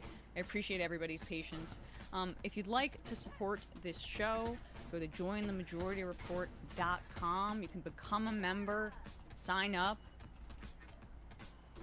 and IM the show. You can support the show. It helps keep us resilient, and we're on these third-party platforms like YouTube and Twitch, and they could take us off whenever they want, basically. But our members make sure that we're able to be resilient and have like a baseline for making the show work and go on a day-to-day basis. So jointhemajority.report.com. We should have Matt Binder shortly, and we do. Hello, Matt Binder. Hello, how are you? I'm doing pretty damn well today. How are you? It's a nice day after that game last night, right? Wow. I know. Trust me, I've already talked about it like 3 or 4 times, much to the chagrin of most of the audience. What's happening? No, I feel like everyone was watching that game last night. I mean, we even let my 10-year-old and 7-year-old stay up and watch it. Oh, really? Good. Yeah. Well, Mom Donnie did suspend bedtime. I'm not sure if you saw that. So you were not violating the law. I did, and I mistakenly told them about it when it happened, and they tried to cash that in for game 1. But I said, sorry, no, one sec, guys. Apparently, Matt has like a huge echo right now. Sorry. It's not on my end. No, it's on our end. Okay, I got it. Okay. Why don't we just go into the fun half and we can fix this on the other end? I got it. Oh, you got it? Well, I'm just saying I can fix it in 2 seconds during the fun half. Okay, cool. So we're going to do that. We'll head into the fun half, and we'll try that again. This is crazy. Okay, Emma, please. Well, I feel that my voice is sorely lacking on the majority report. Wait. Look, Sam is unpopular. I do deserve a vacation at Disney World. So, ladies and gentlemen, it is my pleasure to welcome Emma to the show. It is Thursday. I think you need to take over for Sam. Yes, please. No. I'm gonna pause you right there. Wait, what? You can't encourage Emma to live like this. And I'll tell you why.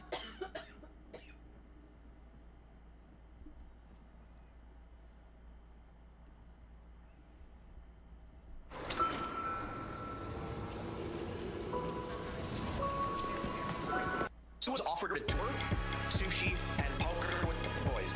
Tour, sushi, and poker with the boys. So was offered to tour, Welcome, sushi, welcome. poker with the boys. What? Tour, We're playing a demo of Fury Ball, sushi, Rogue Revenge, it's called. offered to tour, Free on sushi, the demo. that's what we Free call on biz. Tour, Steam. sushi, and poker with the boys. Right. Tour, sushi, and poker. We're gonna get Watching some Majority Report coverage of the Knicks. Was me. Knicks' great victory. That's not what we're about here. Look at how sad he's become now. You shouldn't even talk about it. I think you're responsible. I probably am in a certain way, but let's get to the meltdown here. Sushi and poker with the boys. Oh my God. Wow. Sushi. I'm sorry, I'm losing my fucking mind. So was offered a tour. Sushi and poker with the boys. Logic. Tour. Sushi and poker with the boys. Boy. Tour. I think I'm like a little kid. I think I'm like a little kid. I think I'm like a kid. Tour. I think I'm like a little kid. I think I'm like a little kid. Had this debate 7,000 times. A little kid. I think I'm like a little kid. I think I'm like a kid. Tour. I'm losing my fucking mind. Some people just don't understand. So I'm not trying to be a dick right now, but like, I absolutely think the U.S. should be providing me with a wife and kids. That's not what we're talking about here. Okay, all right. It's not a fun job. Tour? That's a real thing. That's a real thing. Real thing. Willy Wonka tour? That's a real thing. That's a real thing. Real thing. What's that offered a tour? That's a real thing. That's a real thing. Real thing. That's a tour? A real thing. That's a real thing. Real thing. What's that offered a tour? Ladies and gentlemen, Joe Rogan has done it again. That offered a tour? That's a real thing. That's poker with the boys. I think he might be blowing it out of proportion. Real thing. That's poker with the boys. That offered a tour? That's a real thing. That's poker. Let's go, Joey. Tour? Sushi and poker with the boys. Take it easy, Dave. Tour? Sushi and poker. Things have really gotten out of hand. Sushi and poker with the boys. Delusional. Tour? Deluded. Sushi. You don't have a clue as to what's going on. Live YouTube. Sam has like the weight of the world on his shoulders. Sam doesn't want to do this show anymore. It was so much easier when the Majority Report was just you. Thank you, Pink. Let's change the subject. Rangers and Knicks are doing great. Now shut up. Don't want people saying reckless things on your program. That's one of the most difficult parts about this show. I'm thinking maybe it's time we bury the hatchet. Left is best. Trump Violet tour. Don't be foolish and don't fucking tweet at me and don't bitch. The way Emma has cucked all of these people. My hardest, so I wrote my honors thesis about it. Oh, she wrote an honest thesis. I guess I should hand the main mic to you now. You are to the right of me on foreign policy. We already fund Israel, dude. Are you against that? That's a tougher question. I have an answer to.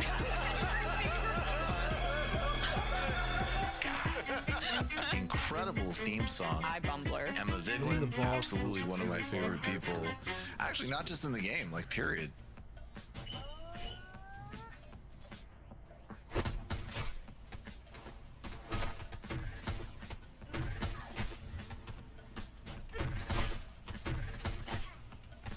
We are back, folks. It is the Fun Happen. It appears that we have fixed Matt Binder's audio issue. Matt, what's happening on your end of things? Yeah, sure. So tonight, youtube.com/MattBinder. Tune into Leftist Mafia at 8:30 p.m. Eastern Time. And oh my God, I just thought, is that going to interfere with any World Cup games? Oh no.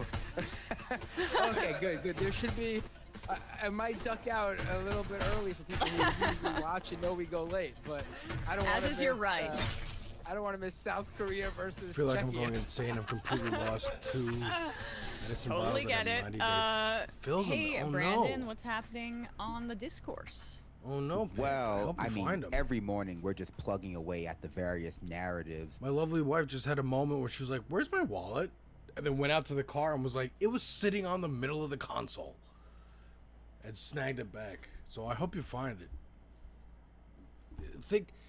Think where you wouldn't think to look. I know that's easy to say. Or something like that. So if you're interested in finding years out ago, I had this about ex who that, would like definitely go over to the Discord with be Brandon looking for on something YouTube, and then on Twitch. get distracted So by it's a great something time. else. People are really enjoying it. And then put whatever All it right, was like do that. in the most random of that. places. I'd be like, I got "Here's Matt's your plug. keys." Okay, She'll be go holding her for it. keys. He says, and then this she'll is the like put YouTube it down description. Matt on and a David check in clothing with an old shelf or something unfavorite, where you Sam never Harris, and think to look for clinically- in his keys. clinically hysterical way of denying atrocities. It Then might have been Conrad something like that. Blackburn Like talks something about might have running for happened state and you assembly just in put it Harlem, down and to then handle his son something that's embarrasses urgent. PBD. And All you're right. not you're not thinking to look in that place. Read some IMs, then we'll get to some clips. Brian's Corpse writes in, you know why that break was so long, folks.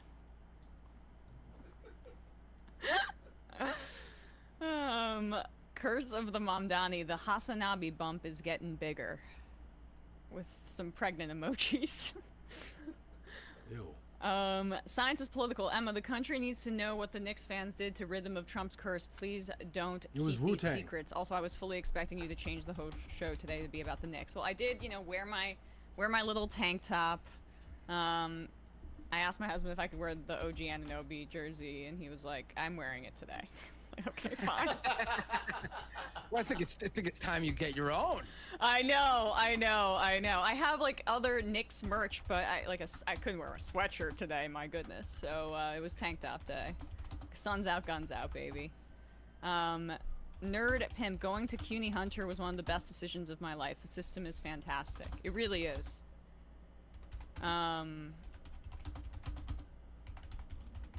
Curse of the Mamdani. After that Ashley St. Clair interview, I can tell you positively that there's a certain portion of the Hassan fan base who wouldn't mind carrying around a Hassanabi bump. Okay. All right. All right. The pregnant jokes. What have I walked into? So dirty today. We described how he gave Abdullah Sayed a bump in the polls, and everyone's like being horny in the IMs.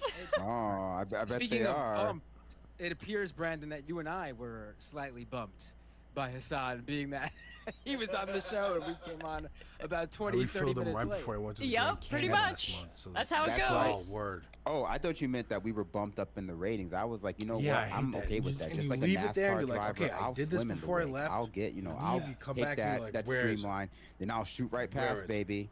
Ride the Ride wave. the draft. Sorry. Yes. Exactly. You'll find them. Trump changed. In retrospect, Wemby's "I'm in your head" taunt was hilarious. How you gonna do that so early in the game? And it was to Mitchell Robinson, who's the backup center, but I mean, least that both dude's in his teams own head care. every time he takes a free throw. I mean, It's so interesting to watch NBA players care. It feels like for the last 3 years, it's just been the most. yeah. I mean, this series still can't make me hate Wemby or really anyone on the Spurs. I really like Castle. All right, well, since we're in this How's area. that going, actually? What'd you say? How's that going, actually? I heard there's a lot of kerfluffle, as Candace would say, in New York City about some basketball thing that's happening. Yeah. We the people. We assume the slap fight that precedes it. So I haven't been keeping up with any of the sports events. Is something happening in New York? Something is the World happening. Cup starts today. Yeah. Oh yeah. South Korea with Chechnya. So here's a way for me to talk about the Knicks and Game 4 while still involving politics, because this actually has become a bit of a fight between a billionaire Nepo baby and our esteemed mayor Zoran Mamdani. And I'm not referring to the billionaire Nepo baby that so desperately seemingly wants to kiss Zoran on the mouth, Donald Trump, although he does play into this as well. I'm talking about James Dolan, the billionaire Nepo baby who is the owner of the Knicks, who was the reason that all of the watch parties outside of Madison Square Garden were canceled, because he wanted to accommodate his buddy, Donald Trump, to attend the Game 3, where he ruined the fan experience for everybody. Also, the Knicks lost that game. And there had to be this huge barricade around in Midtown Manhattan because of the amount of security that he requires. And so, because tickets are thousands of dollars, the regular fan has been going to MSG and watching outside as a way to be a part of the experience. Trump was like, regular people? What? And he why don't you just watch it at home? And so it was a really bad, I think, look for him in a PR sense. It's why he ruled out going to Game 4. I don't think he's going to Game 5, because it looked like a rich Epstein class asshole making it all about himself and ruining this historic day for so many New Yorkers. And if you're just a casual sports fan watching this, you're being introduced to this story. This is traveling outside of just political circles into the world of sports. So it's a bad look for him. And just a few hours before Game 4, and just a few hours before the finals, Game 4, Dolan decided to cancel the watch party outside of Madison Square Garden, or at the very least limit it. Canceled it, which is crazy, because there was no reason to do that, except if you're a Mar-a-Lago club member that got married there like Dolan did. His son also got married there. If you're a donor to Donald Trump, if you're a right-winger that loves Donald Trump, if you were cozying up with Trump in the box, you're trying to do PR for Trump to make it seem like he wasn't the reason that those watch parties were canceled.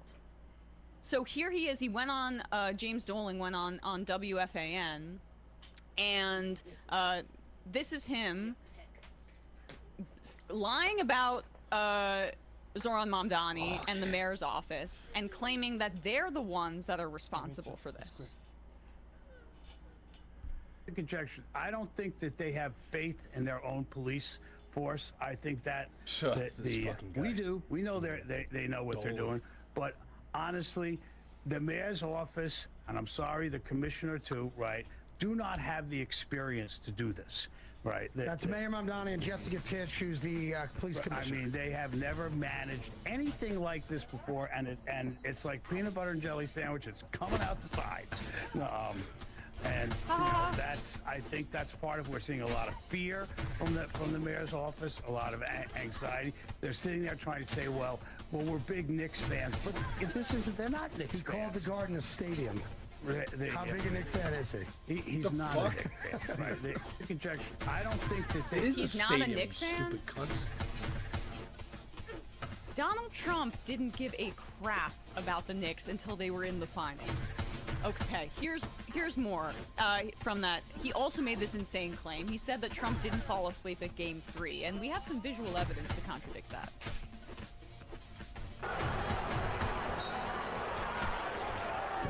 There he is.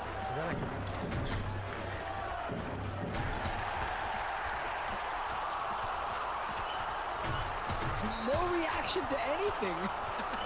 Oh, he woke up there because Dolan kind of nudged him.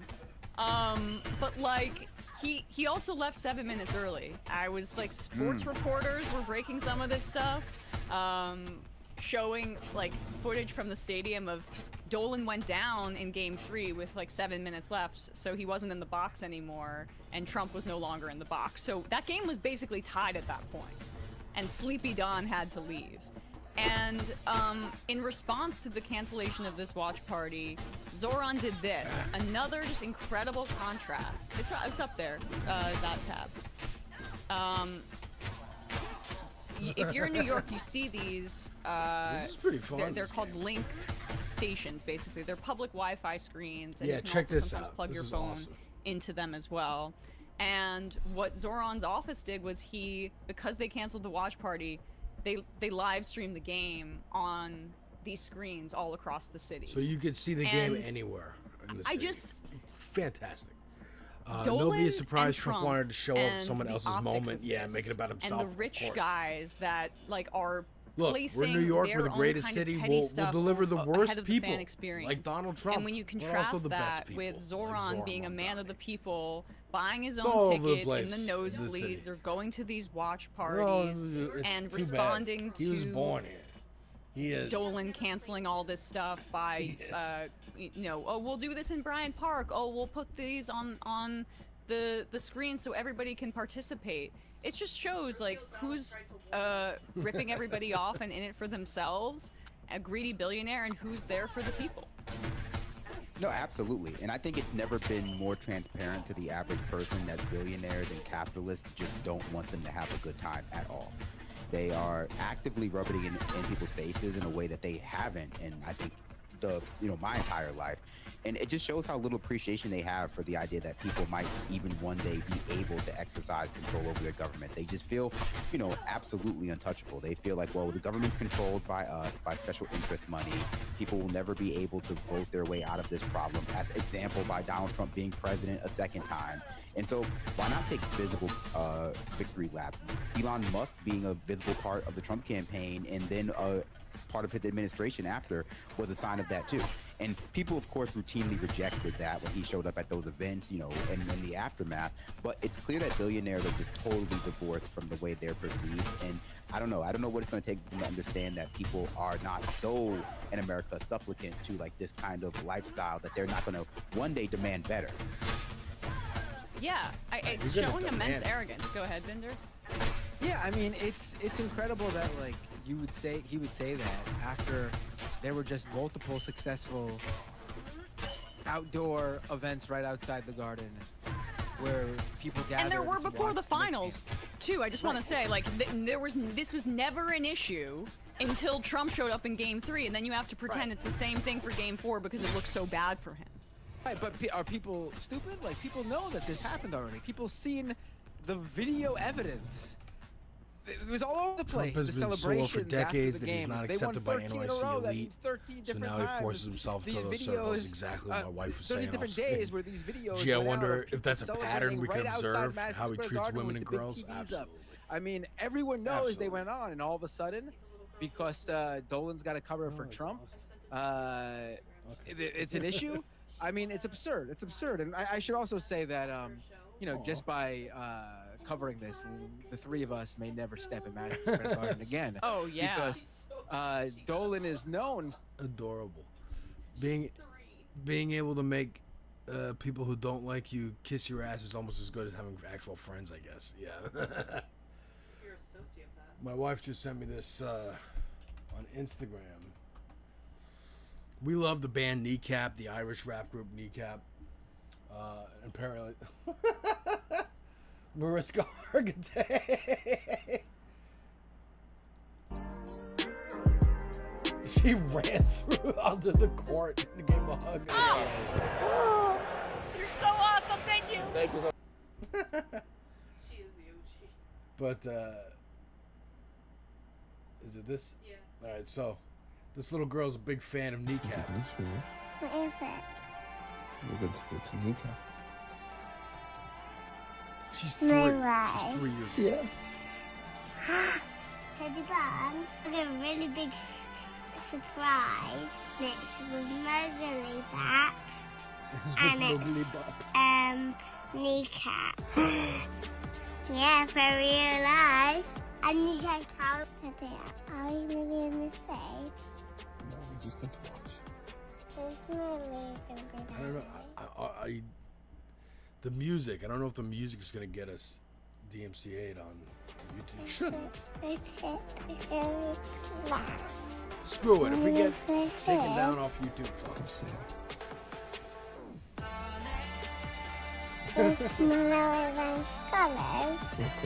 She knows the album. Good night, Christina. I just want to say a big thank you. Thank you. Good night. Well then. Yeah? That's some good news for you. What is it? We're going to go to... Is that the only one? Hun? Is that the only one?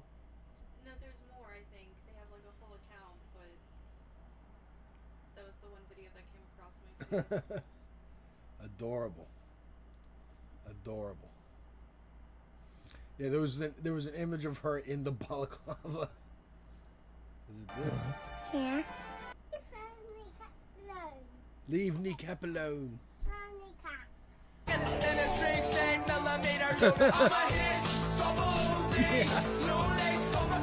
Like getting ready to used to sing Nicki Minaj. Switch him to Cardi B now.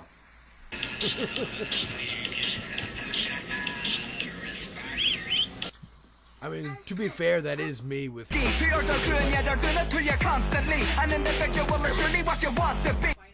lazy bones, come here.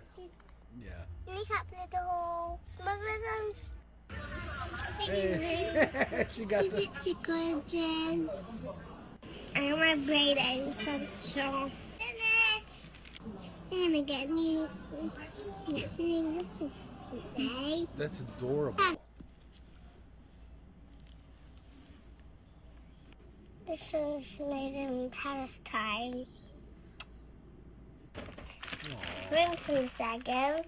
That's fucking solidarity, dude. This is my present from Emily. Thank you, Emily. Let's get outside and open it. But I'm also like, don't use children for social media. What's in the hearing? It's kneecap. It's Yeah. kneecap. It's Just a kneecap. disclaimer. Don't do that. This is awesome, though. It's the back. In the whole like, Mala. Kneecap. Teddy bear. This is kneecap. yeah. Oh, that's it. So here's them. Let's play kneecap. Sit down. That's adorable. Thank you, honey. That was great. It wasn't. It was a mistake. I made a mistake. I faltered as I said it, and I knew that I was the first domino to fall for that to happen. So I understand. I broke my own rules. It's on me. I mean, but the vibes were bad that day altogether. And I know. People might not say it means anything, but all that security stuff, all the change in protocols, little It's a things like distraction. yeah, it is Yeah. absolutely a Huge. distraction. Dude, the And of media course, that weren't was allowed possibly the worst referee into the locker room Yeah. because Trump wanted to go in there. But yeah, it's just 'Cause of of course he course did. Dolan, after the team has the success, has to ruin it. He ruins everything. Trump ruins everything, and then he got his honestly, somebody who, in terms of billionaire rich people who I can think of off the top of my head, is maybe the most similar to him that I could possibly think of. James Dolan, paranoid, born into money, inherited everything, total psycho, deranged, New York based. Like they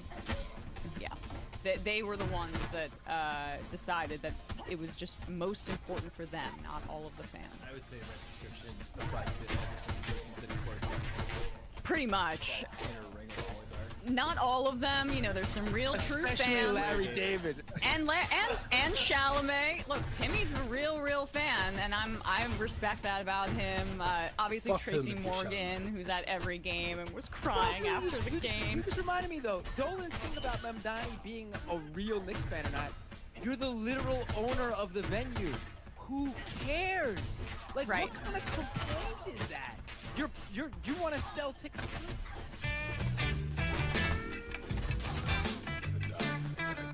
For real, don't be making content out of kids. Yeah. 67% of bellies will go That was unflocked really this summer. adorable. Dumbest complaint I've ever heard in my life. But is Taylor It just Swift a makes no Knicks fan? sense. Is Taylor Swift a Knicks fan? Because she showed up to the game. It was the first time I'd seen her. I actually think she Word. was. They were Emma's, showing, people were is showing Taylor photos of her Swift wearing a Knicks Knicks jerseys fan? all the way back to like 2013 or something. Taylor Swift. Okay, Which is well, long doesn't enough mean in that my- her shirt wasn't the dumbest thing I've ever seen in my life. I whatever. I don't need to. I don't want these bandwagoners. I'm fine with the cool celebrities that already love the Knicks, but like, Don't make the Dolan argument. I think anyone who wants to go should be able to go. My complaint is the price of the tickets. I think Yes. the tickets should be way more accessible. The people who are partying it up out in the street should be the people inside that arena, if you ask me. I hear you on that. Legend past our prime. Hey, how you A doing? brain-sized human saline? I don't know what that means. Emma gunning hard to never go to the garden again today. Pretty much. Josh in California, America is the land for-profit third spaces.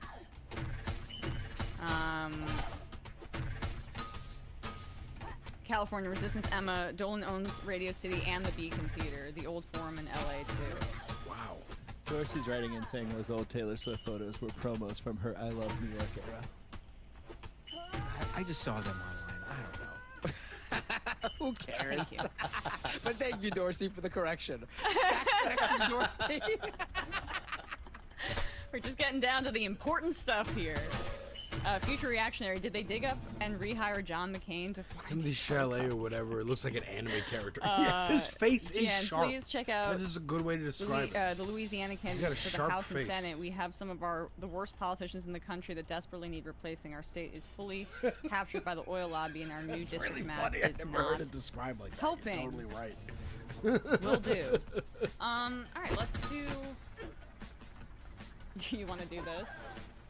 I don't know. I was just when you were talking In the about theme of the billionaires Knicks. and you don't have to. I just feel like I'm too Knicks focused today, so maybe we'll come back to it. I don't. This has nothing to do with the Knicks. Okay, fair enough. Fine. So, terms of rich people who were at the game last night, one of them was Jerry Seinfeld. I was very happy to see Larry David there. There were some shots of him where it looked like he might have just died on the court, given the intensity of the game and his reaction. But Jerry Seinfeld was also there, who, you know, is an awful Zionist. And I guess when he was leaving Madison Square Garden after the game, this streamer Finesse Fave, whoever that is, asked him to say Free Palestine. And spoiler alert, that's not Jerry's thing. What up, Seinfeld? What up? Can we get a Free Palestine? Can we get a Free Palestine? Come on, give us one Free Palestine. It doesn't exist. Wow. Wow. Lovely man. By the way, that's what Zionists feel. So if you ever hear a two-state solution BS from many of these folks, unless they're just ignorant on the topic, they would rather they want it to all be Israel. Palestine and he goes, so thank you, Jerry, for that moment. Imagine just like, you know. No, we're not surprised, but experiencing what he experienced. If anyone was ever confused. And like, I get those people annoying. Yeah, Seinfeld loves teenagers, clip, so just, very just keep Israeli. walking and not say anything like every other celebrity would do. Like, imagine being that much of a curmudgeon, that like even after the what you just experienced, that amazing heavenly experience in the garden, you still gotta pull that shit. That's what a zealot does. Let's go one. Yeah. So, I saw an article in the New York Post the other day talking about how, you know, the sale is not final, but if it goes through, and CNN is a part of the sale, that Barry Weiss, like he has a sharp he was face, with TV CBS show. with the Paramount takeover, Oh my will God. be Barry Weiss in would be charge in charge of CNN and the editorial CBS. standards at CNN. So I'm never getting on another panel. At this point, she's just gonna be president. She just keeps failing higher and higher and higher up. I mean, it's incredible. But she's doing a great job for what they want, which is essentially to promote Zionism via propaganda, using their media properties, and kill stories that are harmful to President Trump. So she's being very highly compensated for that. Everything else, in terms of her stated role, she's an abject failure at. It's not like CBS is doing well, so now she's got to take on CNN. I do think it's interesting, like the guests that have been invited on recently, like they're doing a little less new media people, a little less Israel critics. I haven't heard from them in quite a while, and if they want this sale to go through, they're not going to feature some of those voices. And my guess also is that when you see Jake Tapper and Dana Bash in recent months, and even Van Jones, who have been going over the top in Zionist rhetoric, Van Jones I don't think is there anymore, but maybe this is more applicable for Dana Bash and Jake Tapper. I think they're auditioning for their new bosses. And like they would get pretty prominent positions if they are ideologically aligned with the new owners and with Barry Weiss. So there have been some very curious panelists. We played that Democratic consultant that was criticizing Graham Plattner, or no, it was Graham Plattner and Tallarico in this bizarre way. And now here we have some new characters. This is a panel of people named Caroline Sunshine, LZ Granderson, Adam Mockler, always does a good job, and of course the host of the show, Abby Phillip. This is Caroline Sunshine starts this one. Okay. Here's Caroline Sunshine. Is that a British last name? What's the origin of Sunshine? It literally sounds like a fake name from 30 Rock, but yeah, I'm not sure. The royal Sunshine lineage. Yes, worked on Trump's campaign, and this is them talking about the Texas Senate race. Ohio or wherever in this country, because we're actually talking about the issues that matter, and people want someone to deliver for them. And Democrats are running The on those Democrat Party issues. got it so wrong in Texas. You guys had a hilarious black woman, and for the party that lectures everybody about racism, you guys pushed her aside so you could have a soy boy white guy who was created in a lab and looks like what political consultants think are regular Yo, white guys. Like, he did not- I fucking hate how they always say the Democrat Party instead of the Democratic Party, because Rush Limbaugh decided to do this 40 years ago because it sounds like rat. Just call them the Nazis. Stop calling them the Republican Party. Call them the Nazi Party. Authentic, she had charisma, and she would have beaten whoever the Republicans put up. But we got it right, and you guys got it wrong. so- How did we get it right with someone that's finished? Wait, we got it right. Pause it. You guys We got it right with Donald Trump. I think that was a little bit of an admission there, because we know that there were Republican AstroTurf campaigns promoting Jasmine Crockett and trying.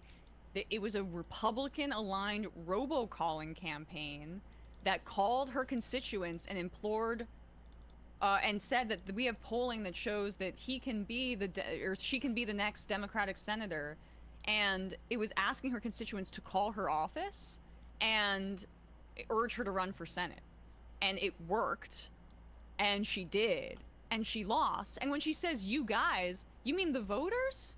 I thought she was referring to Ken Paxton when she said "we got it right." Oh, we got it right. Okay, it could have been. I'm.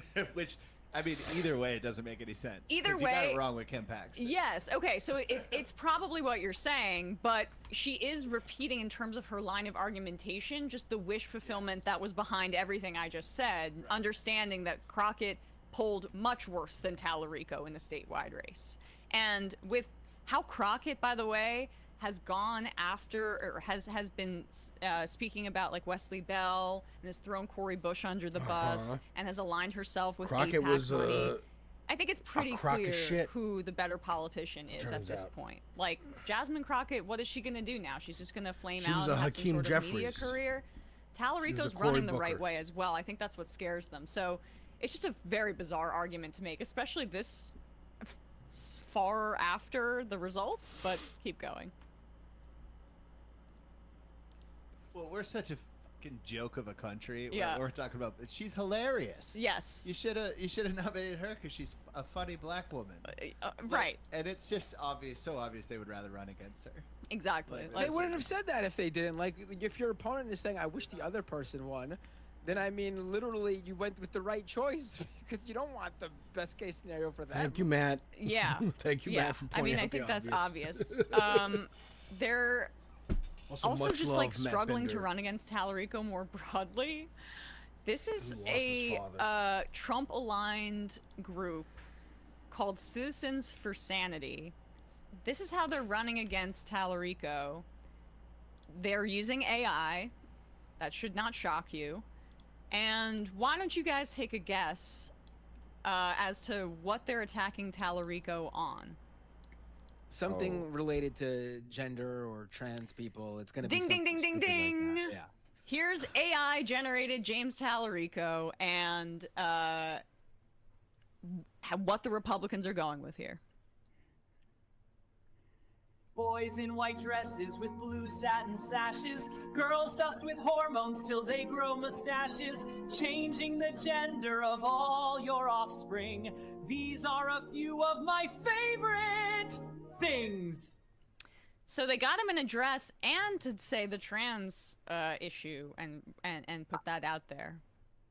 Honestly, even to think to make an AI rendition of James Tallarico doing another rendition of "These are a few of my favorite things" is soy in and of itself. To even have that idea, like what staffer came up with that idea in the Republican What side? musical Because loving that Trump guy needs staffer. to be I don't know, Benny Johnson tested, because that's just not Well, it something would- you come up with naturally. Yeah, I would agree with you, except for the fact that I'm sure the only sort of Broadway show that That a Republican has ever seen is The Sound of Music because it has Nazis in it. Is that what you're gonna say, Matt? Because it went to fucking commercial. Because of course it goddamn goes goddamn commercial. Or the other day, Brian loved World War II documentaries. They're not loving it for the same reasons that some people like to study or look at World War II. Right. Yeah, and you know what's interesting is like we've often complained about how there was an analysis of the advertisements that were most effective in the 2024 race between Kamala Harris and Trump, and the Kamala is for they them ad has been by like political scientists determined to be the most effective ad, or was the most effective ad in that race. And so you had Democrats and Republicans taking it at face value that transphobia was an awesome electoral advantage. But we've always said that ad doesn't really mean Kamala is for non-binary people. It means I'm for you, the little guy, and she is with them, the elites, the establishment. She's aligned with Biden. She's not distancing herself from the genocide. Yeah, they're just. I mean, they're middle schoolers, dude. They're all children. Everyone's children. It's easier to call someone gay or like, oh, he's femme looking or weak looking or whatever, because they're definitely not gonna be able to use this against Platner. They're gonna try. Hell, they did it to Tim Waltz. Tim Waltz, who looks like everyone's grandpa, and they're like, Tampon Tim. I want the Republicans actually to take that lesson and lean really hard into this, because I don't think with gas prices exploding, we're about to run out of our petroleum reserves, with food prices increasing, we're at the smallest cattle herd because of drought and climate change, and for beef, for cattle in 75 years. It's going to get worse with this screwworm. You have El Nino coming, that's going to impact food broadly, and then there's a fertilizer crisis that is continuing to raise the price of food here in this country. I'm not sure people are that obsessed with trans people that Republicans are going to be able to censored overcome me. All I said were Republicans have those trans very derangement material syndrome. realities. Sorry, I didn't know. I don't know how to just use AI and go so far Community with it moderation. to force their hand to like ban it. Yes. Just have Trump Moderation, saying I love to activity rape children timestamps. just right on. That is camera weird, 'cause with you're a AI. Just mod. go balls to the wall. Right. Be able to say whatever the fuck you want. Yes, that should be let me that's see. a good Let me see idea. if I could fix but it's Democrats, so they would never Settings. they would never force their opponent to make a Moderation mistake. basic. They'll just react later. None. There we go. Ruben Sheep's Clothing. Emma Caroline Sunshine Let's is see how clearly in witness wild this goes. protection, and if you keep walking around, you're going to destroy her life just like Liz Lemon did. It's a great episode. Here, try North to Dakota say Llama, something. I can see just changed Republicans the saying, "Yeah, my settings. favorite movie is Schindler's List," right up until the very end. Silicon Valley Leftist. That song is a banger, not gonna lie. I mean, AI Tallarico really belted it out.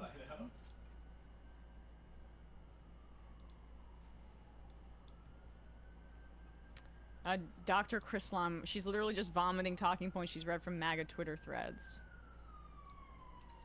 Oh, everyone does now. That's the new standard. Just you see something online, and you immediately regurgitate it as if it's fact that's been just reported by a legitimate news Yeah. organization. The Washington Post literally just in their one It's of not their YouTube. It's not you. editorials. It's from YouTube. the, Doesn't let me call it weird. Oh, that's weird. They had to correct it shortly after it was published. Sorry, I just changed They the moderation to none, regurgitated so. that bullshit that was There you only go. being spread by right-wing There you Twitter go. about how in the LA mayoral race there was a vote drop where Spencer Pratt got 0% of the votes.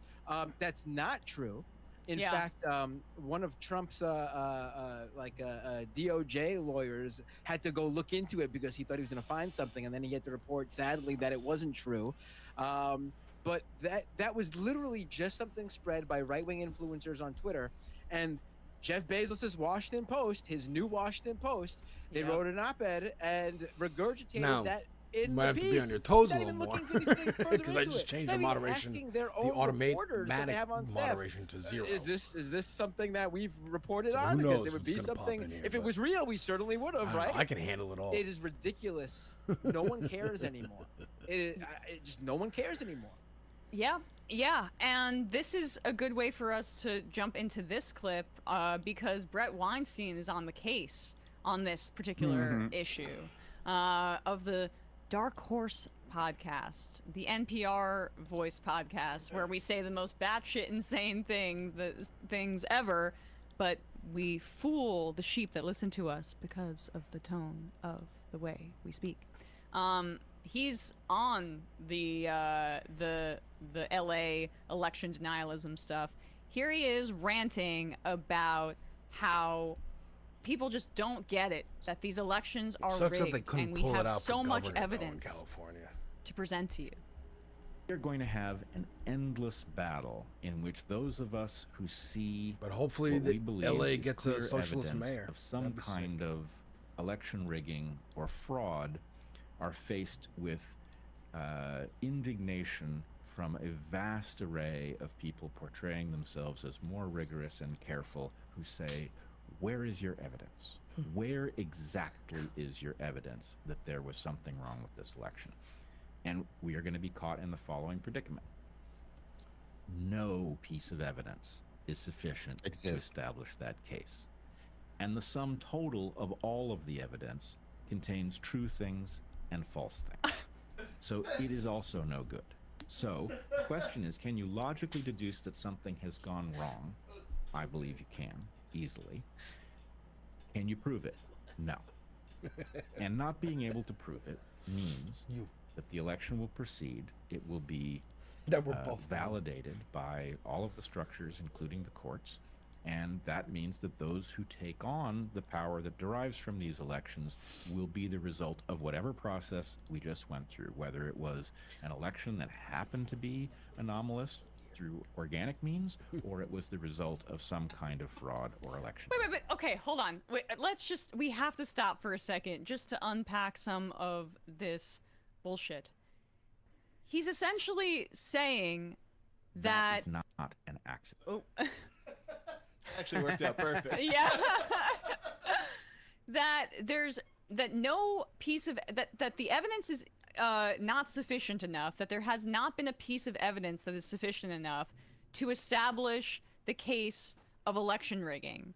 And that means that elections will continue to proceed, which is a problem because there is likely fraud, but we haven't been able to provide the evidence that would stop the election.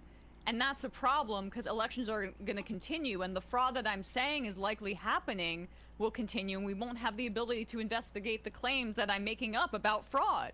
It's like the most circular logic I've ever heard in my life. I don't know if logic is the right word. Yeah, I mean, like... It's a logical fallacy, ultimately. It's the same kind of logical fallacy you're hearing from all of these right-wingers about this election. Even though they paper with words like statistical anomaly and like all of those, like the appeals to science, they're really just appealing to people's incredulity. They're just saying like, hey, does this make sense to you with your bigoted brain? If it doesn't, then something must be strange. And that's good enough evidence for the modern era of reactionary. It's like, no, like the best evidence is that I feel like something is strange from my limited vantage point. Even if people can explain it, even if statistically it's explainable, if logically it's explainable, if I don't believe it, that's like the biggest red flag, because, you know, I'm the center of the universe. I'm the center of my own intellectual universe. And, you know, they've been really, really pumping this on every channel, that as long as you don't believe something, you have a strong piece of evidence that it must not be real. But unfortunately, it is, you know, it's just that way. Well, it's the bread and butter of Brett Weinstein as well, as a COVID denialist and as somebody who has denied the efficacy of the vaccine.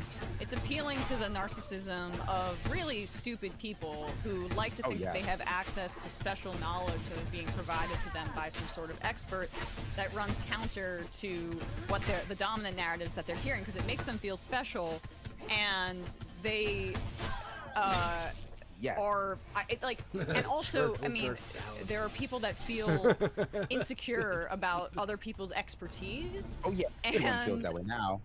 Yeah, and so it's just capturing that kind of paranoia and So it's a little like insecurity and 80s-esque. marketing it and making it worse.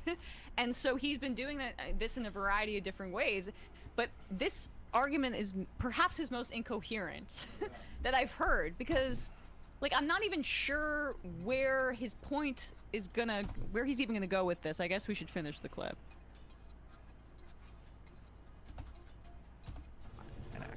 And I go back a little bit. that I want to make. That's health.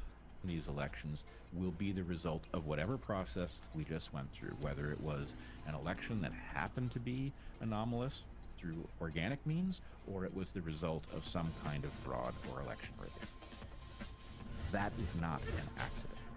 That is not an accident. And the point that I want to make primarily is the primary evidence against elections that look like this being organic is not actually in the trickle of evidence that we are actually able to see, the moment by moment vote What? that does something strange during the night when some large tranche of ballots is suddenly counted or something like that. The evidence is in the structure of how the elections are actually carried out. These elections are designed to allow fraud that cannot be detected and will not be prosecuted.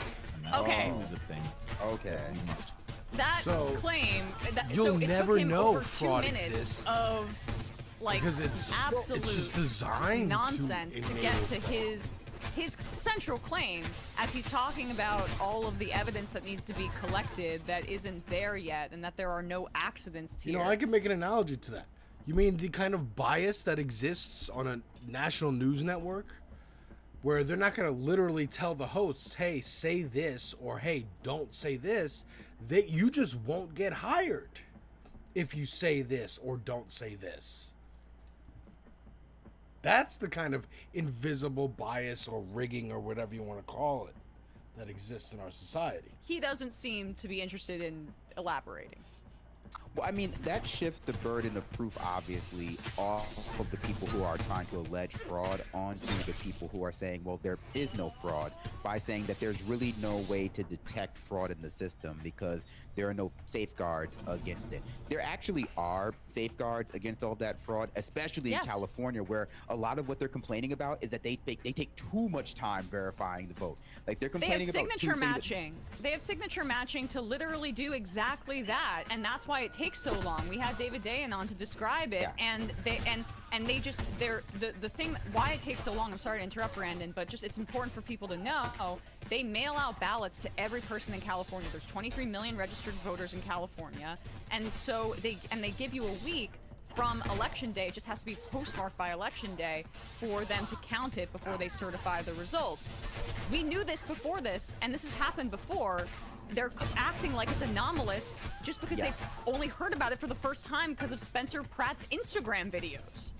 Yeah, and that's how we loop around back to the thing I said before about they're just appealing to people's incredulity, which is in this case like foundationally dependent on people having no knowledge of the system.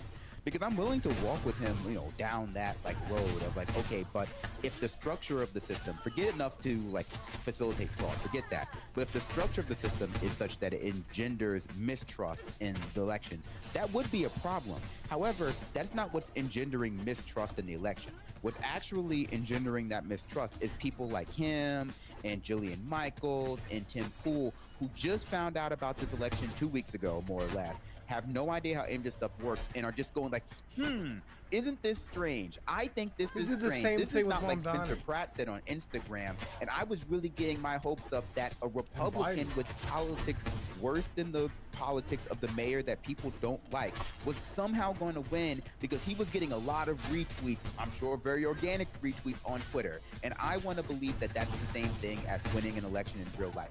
And so all this is just based on things that they find to be strange, but are either they're incorrect about ultimately. They think there's no oversight, there's no signature matching, or, ultimately are not very strange at all. They happen every time. Who's Spencer Pratt? Yeah. Yes. Yeah, and any election expert prior to this election said exactly how it was going to go. Yeah, it's going to look like Spencer Pratt is up, but the votes that come in later are My wife does not pay that as much attention to politics as I do. I have the show on this space. But I was like, this guy Spencer Pratt, she's like, from the hills? And I'm like, oh my God. That's where he's from? Only to be like, turns out we have to rescind those allegations because our evidence was not real. Yeah. This is a scientist giving you a God works in mysterious ways argument. Yeah. It's really just all it is. Yeah, pretty much.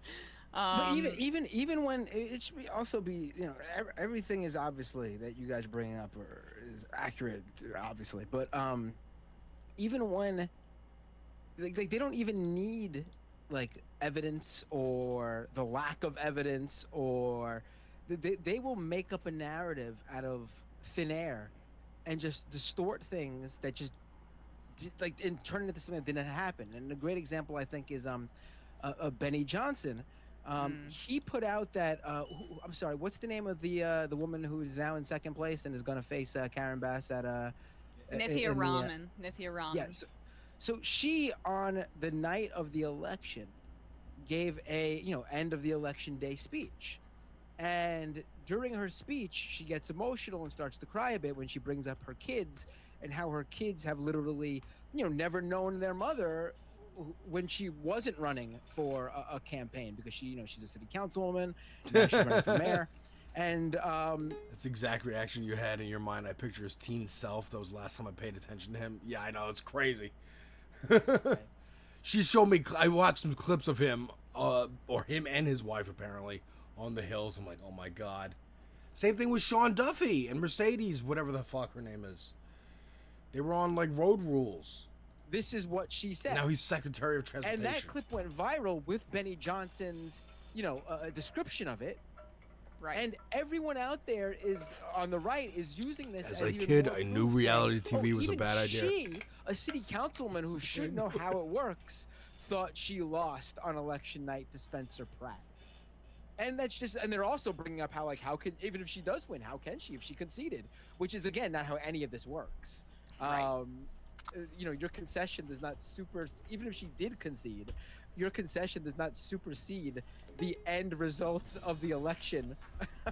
But again, they'll just make things up, just wholesale, because it doesn't matter to them, it doesn't matter to their audience. And I feel like that's where we're in really hopeless territory, where you pointing out the truth, where fact checks, where none of this matters anymore, because everything is a lie out to get them in their yeah. I think that's a great point, and I would say it's even more insidious too, because a lot of people who are like that, who are incredibly fundamentalist and reactionary in their thinking, they have also watched a lot of content that continues to tell them, actually, you're being open-minded. And so they parrot the language of, actually, I'm open-minded and rational, and I'm engaging with the evidence. And you're like, you're not. You're not actually. You're not engaging with the evidence. But it does provide an extra barrier to convincing people, because they're sure that they would be convinced if they were just being presented with a strong argument. We have a lot of fundamentalists and reactionaries who are very, very convinced. And that's just the inversion that takes place in a lot of high control groups, that they're very convinced that they're actually the only ones who are using their brain. Right. Yep. They think they're like the sleuths who've uncovered something, when in reality, they're the ones being lied to, and their knowledge is the absolute exact opposite of the truth. 100%. Let's do this really quickly. So, Graham Plattner won the primary handily. I mean, Janet Mills had dropped out, suspended her campaign, much to the chagrin of Chuck Schumer and other centrists. And so right now, the Republicans have to reckon with Plattner and what his politics represents versus Susan Collins. Here is Donald Trump talking about Graham Plattner and previewing their lines of attack against him. He was so bad. He was so bad. He's a bad guy, just a bad guy. He must be laughing up his sleeve when he looks at these idiots going like Schumer, well, he's okay. He's not okay. Can you imagine if the Republicans had him? Oh my God. How about if we had him, John? So The Republicans do have him. It's you. it meant losing the Senate. You're far worse than fucking Graham Platter. It's just a terrible thing. I mean, That's watched it hilarious, happen. dude. It's unfolding. You wanna make comparisons? There's Let's never fucking been go. A guy like that's ever run for office. At Hey, what any up, Grand level. I don't think Designs? at any Welcome, level. welcome. And the excuses, they come up every day. Somebody comes forward with really proven stuff. Even his business, you know, he's not a businessman at all. His parents supported him. Guy's a loser. Other than that, he might be a very nice guy. His guy's projecting out of parents control. supported him. His parents supported him as a oyster farmer. Who else's parents supported them in their professional life? How much money was Trump born with? Trump got into real estate. That wasn't like his passion, right? I mean, it was, or at the very least, at the beginning, it's not like he happened into it. It fell into it. It's because, you know, his dad was involved in real estate. He says he started with a small loan of $1 million. Yeah. Probably a little more than what Plattner got, and also 100% not the truth about what Trump got in terms of his like family. PDF and president says what? resources and Yeah, all of something that. small loan of $1 million. benefits played a big part of that too. Yes, that might be a part of it. You know, Plattner actually saw combat. I was listening to Ryan Grimm speaking about this, and I didn't realize how many casualties his unit saw, and what, like, as a machine gunner, what that really involves, and how much on the front lines he was, and how many tours he did. Like, the idea that he wouldn't have had unsettling behavior after an experience like that would, I mean, that's just not how that works. You're gonna have PTSD. Because he was on the front lines, like, really, very much so. And he doesn't even know Trump what the actually got scandal about is. I over can't believe this $70 man who was found liable of Yes, Grand Designs, that's true. support and has dozens of women who have accused him of sexual assault is talking about Graham Plattner's consensual sexting with adults. Maybe that's what bothers him, because his buddy Epstein likes him real young, and Trump was always hanging around him. True. Maybe if Graham Grand Designs, we're gonna do that political test when this is over. That's a good idea. in them and making comments about their bodies. Yeah, how many? He should would arm be wrestle on Plattner. Trump's level morally. They've lost all That'll the be high ground. that'll be And where we all- get and- to and, as a country. Like, No you more listen debates, and just arm the wrestles. interviews of Maine voters, they're like, please, really? This is what we're talking about here? This is, like, with Trump in office, people understand the hypocrisy. But here's Jesse Waters also trying out some new attacks on Graham Plattner. I call Another guy this with moral high ground. another person, right? Again, you know, Graham didn't knife any tires. There's no accusation of sexual assault, or really, in my view, physical assault.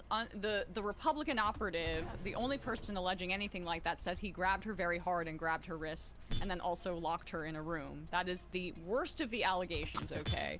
And if they're gonna really throw stones about infidelity, Donald Trump, Oh yeah, my come God. on. That And could be. Jesse Waters, you took We'll do the it in air the- out of an the intern's UFC dome. tires or whatever. I forget if she was an intern or a young producer pre-show. who ended up being your wife, so that she would be forced to go home with you from the Fox News parking lot. So, please spare me, but this is what Jesse Waters is at the very least running with. I call this the hillbilly elegy line of argumentation. How to find the right car for you. Go to cars.com. Fucking ads. Look at. Not that I'm desperate to hear what Jesse Waters has to say, but Jesus. Yeah, Trump also lost a bunch of money on casinos. His voice sounds like a pickup truck driving over gravel. This guy wears LL Bean. His voice is Jeans. He looks gravelly, like he not dresses up and RFK. Spends a lot of time on a Fuck dock. outta here. He's got tattoos. He's a Marine. He's a Bernie bro from next door in Vermont. He's kind of got Oliver Anthony energy, like he hates the rich men. So he's a liar, And Oh my God, Oliver Anthony, you're still on that guy? because Maine is a poor white New England state. Fuel costs are really high. They don't eat well there. Their health care costs are really high. When I go there, I don't eat well. So he's tapped into it. And just tapping into it is enough to get elected these days. The Republicans just can't sensationalize him. I agree with Dana.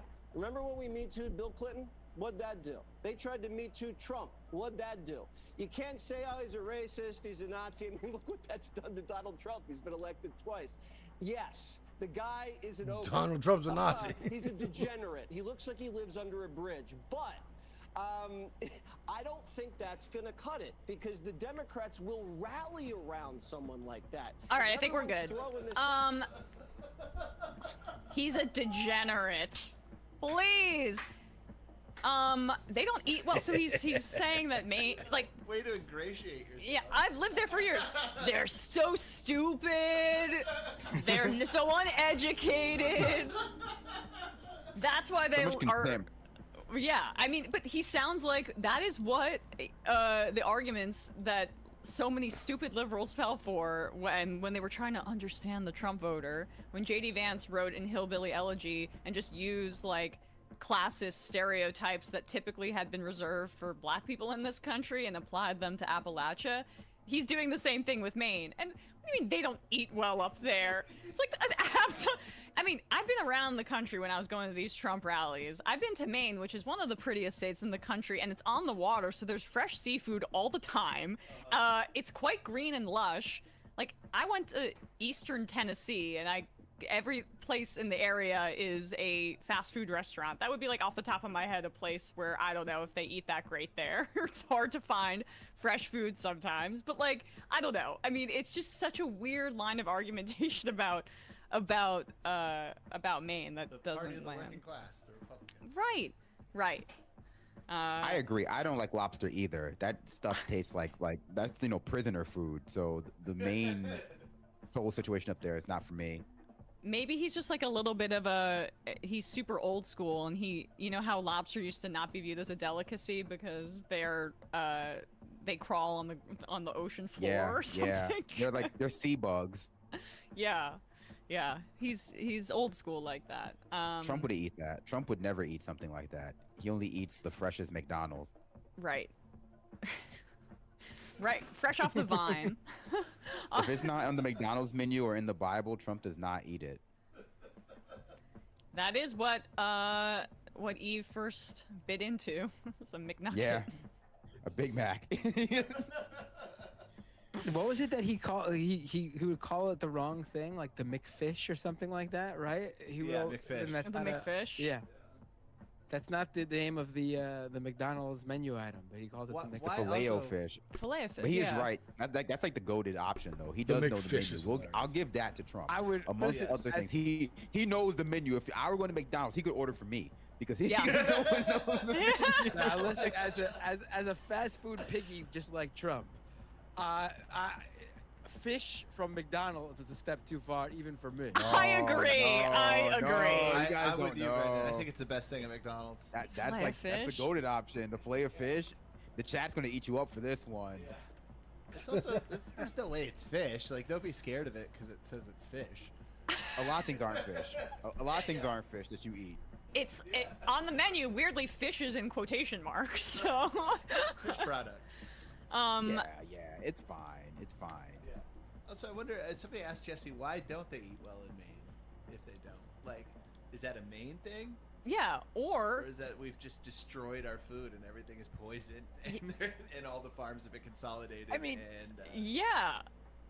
It's just funny to hear him kind of like complaining about the lowering standards. Like, oh, we would love to hit him with like him being a Nazi, but every few months, our young Republican group chat leaks and it's full of like people sig heiling. Or we would love to talk about him being a philanderer, but God, Donald Trump is. Yeah, that was actually really funny. Happy Pride, IDK. Bar, like you're the ones who are like digging the hole, right? And then when they were talking about him being ogreish and living under a bridge, I had to really like check out. Like, is this like a John Fetterman section? I have to look at it more, but. I mean, what I do love is the contrast between Yes. Trump saying like he's actually secretly rich and a liar, and is Jesse really Waters funny. calling him an ogre grunt that lives under a bridge, basically appealing to other stupid, poor, fat Mainers. It's just like they can't pick a line, and If I'm Plattner, I'm cutting that Jesse Waters clip and putting it in an ad. Like, hey, this is what Fox News thinks of you. You want to vote for Susan Collins, Fox News' favorite candidate? establishment Democrats. They could have made an argument like he's too far left and it's unelectable, and that probably would have been smarter. Like the Nazi tattoo thing didn't land because they're contradicting themselves. Like that contradiction when you contrast Trump and Waters there, it's like pick a theme. Is he a Nazi or is he a Marxist? Is he a What's going like on, a fake IDK?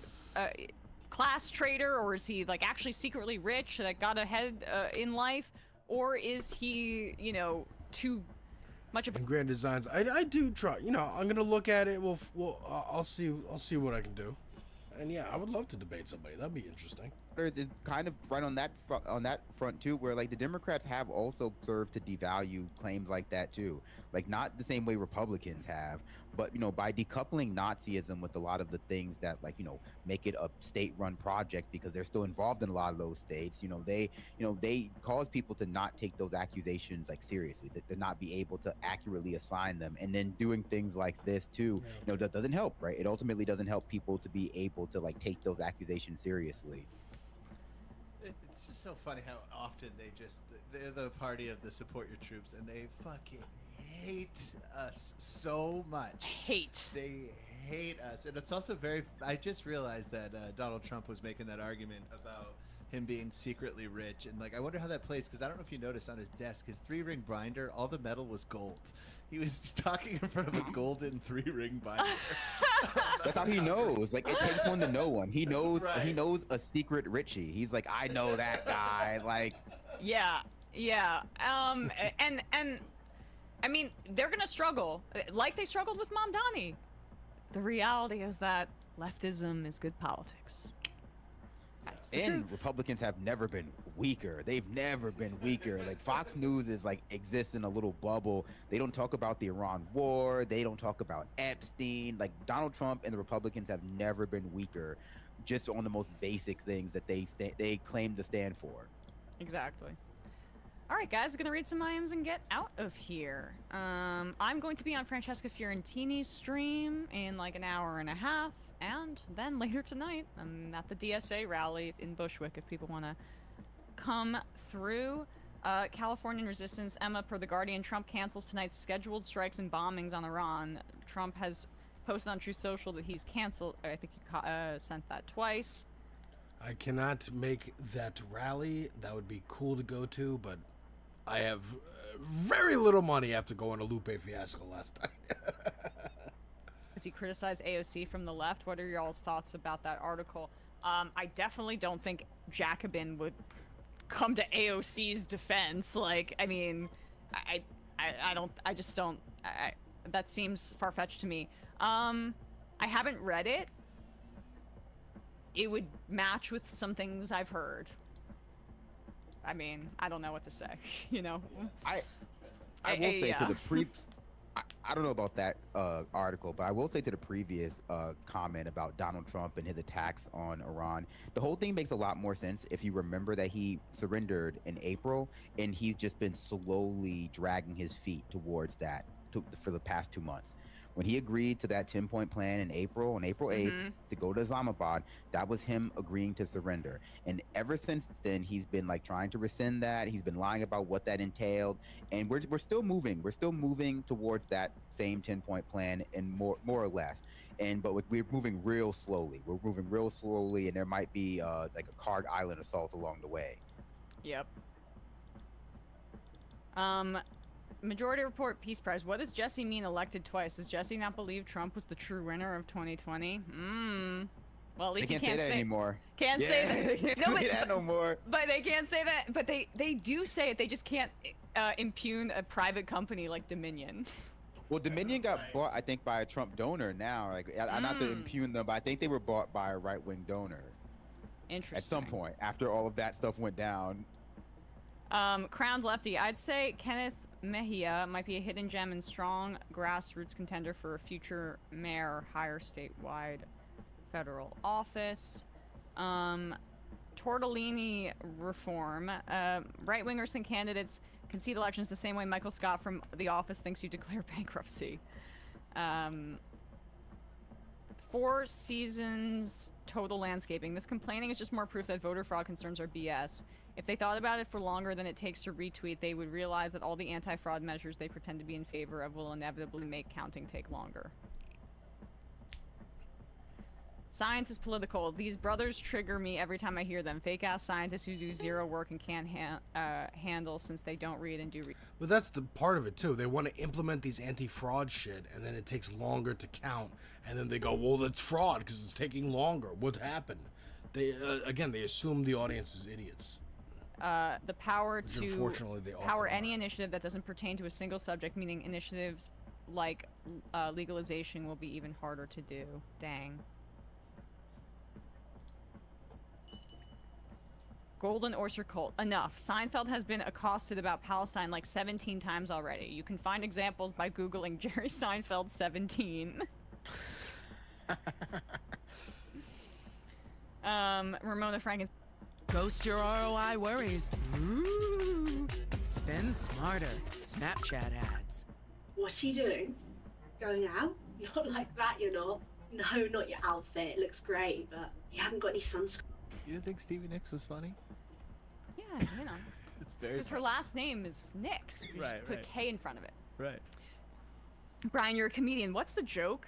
There is zero joke there. It's just pun for pun's sake, which is, I was complaining. I was like, that's what Tony Hinchcliffe does too. It's just punning for I mean, pun's she's sake. gonna sell, if she's putting them up online for sale, she's gonna sell a ton of those Stevie Nicks shirts. I hope Yes, for sure. Stevie Nicks gets a cut out of that. I was telling Emma I didn't understand the term millennial cringe because I didn't really participate in the millennial stuff Until too much that? until I saw Taylor Swift on the court, and I was like, oh, that's what they're talking about. I just hate when other white women make us look so bad. The model minority. Yeah. All right, 5 more. Ad hominem. Gorton's fish sticks are more fish than the fillet of fish. Gorton's fish sticks are good. I love a good fish stick. Yeah, Do you think I haven't Alex had a fish Jones stick is since I was a Stephen kid, and now I want one. Although I do get I've been sometimes. making them a lot. I guess when you get a fish taco and there's like fried fish in there, it's basically a fish stick, but. That's true. Whistler. Trump says we're going to take Carg Island. Good luck with that. Who's we? Gregarious. I'm not going. What? Yeah, me neither. We are not going to. I did not Okay. get the invite. Nobody. Never.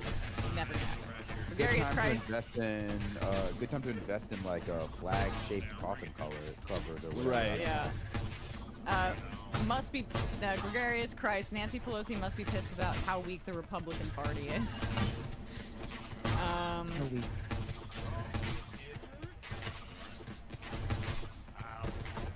Josh in California, do you think it is reasonable to say that the electability argument has always been in favor of more leftist candidates? It really seems public opinion on Israel, socialism, and war has shifted a lot recently. I mean, it's hard to say because it's hard to measure. You can't prove a counterfactual, and Democrats have killed leftist candidates in the crib with their institutional heft for so long. But that's always been our theory. It's just if they've been able to get to the point and have the infrastructure to be able to run in the general. And we're seeing that theory being tested right now. And the final IM of the day, Punch Drunk Pulpit, all the love to Binder and his family. Appreciate the way he stays rigorous and clear-minded in his work against all this terrible sludge and slop. Hear, hear. We love Binder's family. Appreciate you. Happy first birthday to your kid, by the way. Yes, Effie. Oh, happy birthday. She won yesterday, yep. Amazing. I can't believe it's been a year. Well, Yeah, I know. Thank you guys. Great stuff. Appreciate you all. We will see you tomorrow. Hell yeah. It might take all the strength I got. Alright, so to get. quickly let me just snag this. Okay. Now let's do this little test here.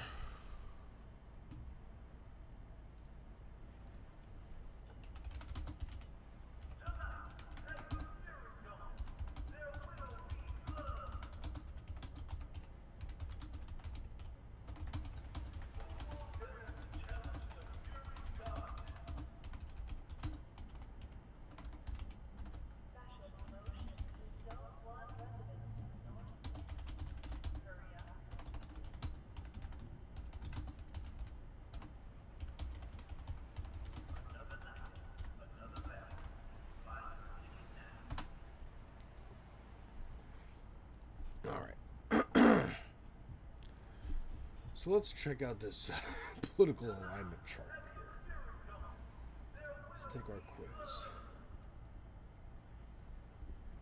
If you had to choose, would you rather have a smaller government providing fewer services, a bigger government providing more services? Bigger.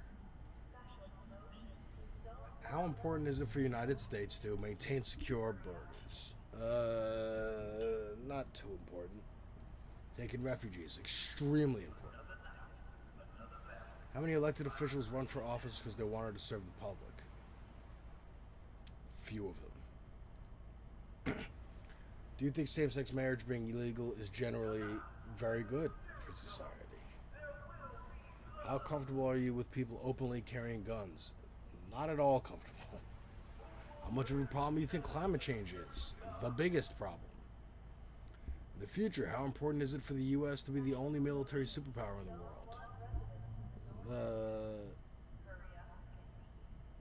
Somewhat, I guess. Do you think efforts to promote diversity in workplaces have made society a lot more fair? Would you say you follow what's going on in government? Yeah, most of the time. How much personal control do you think most Americans have over how financially successful they will be? Almost none? How important is it for the United States to have an economic system based on capitalism? Not important at all. Have a culture based on Christian religious? Not at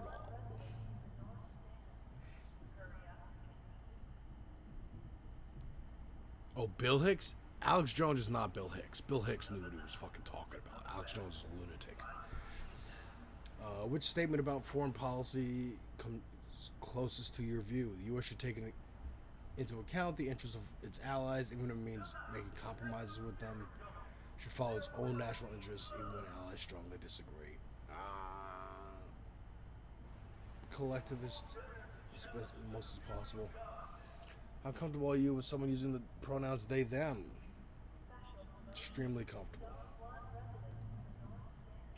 Which statement comes closest to your view? Americans' openness to people from all over the world is essential to who we are, of course. Do you think government regulation of business does more good than harm? How much do you think the legacy of slavery affects the business? A great deal. And politicians you agree with humiliate their political opponents. I like it a lot. I do. I'm sorry. I'm a little fucked when it comes to that. Hello, Axe Stop Motion. Welcome. I love stop motion and I love axes. That's awesome. Stop motion more. Well, welcome. Which statement comes closest to your view? Religion should be kept separate from government, of course. Jesus loves you. Jesus loves you too, dude. Do you think other countries generally treat the U.S.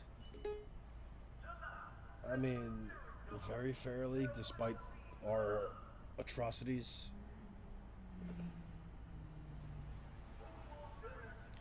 How much of a problem is each of the following in the country today? People being too easily offended.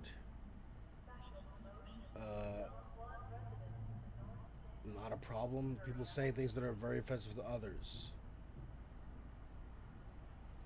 Minor problem, I guess. Depends on where you're looking at that.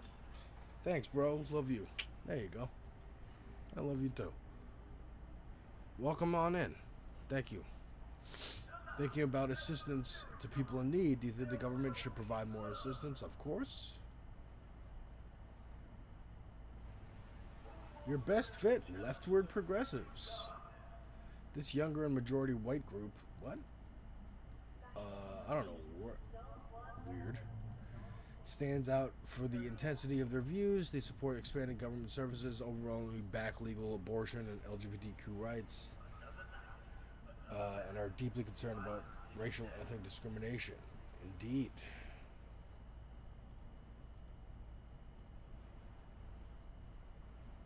What's this? Left out left, Democratic leaning.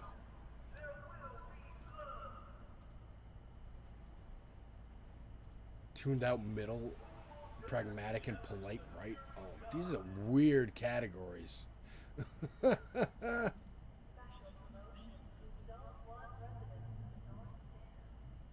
best fit is 7%. I think that's a bigger percent. Alright, let's get into it. This is... I don't know how long we're going to keep going. Probably like an hour or so. But I wanted to at least... I don't know how long the interview is. But this is an interview with Boots Riley, former rapper, current filmmaker, who just put out the movie I Love Boosters. And this is him on the Company Man's Culture United from last night. So we're going to check this out.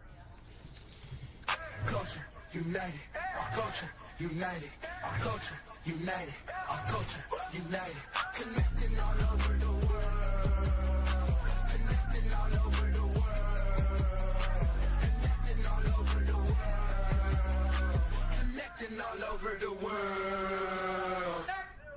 All right, check. You're tuned in live, Culture United, every Wednesday right here on the Company Man channel. Hashtag CU Wednesdays. 9-second applause to you all.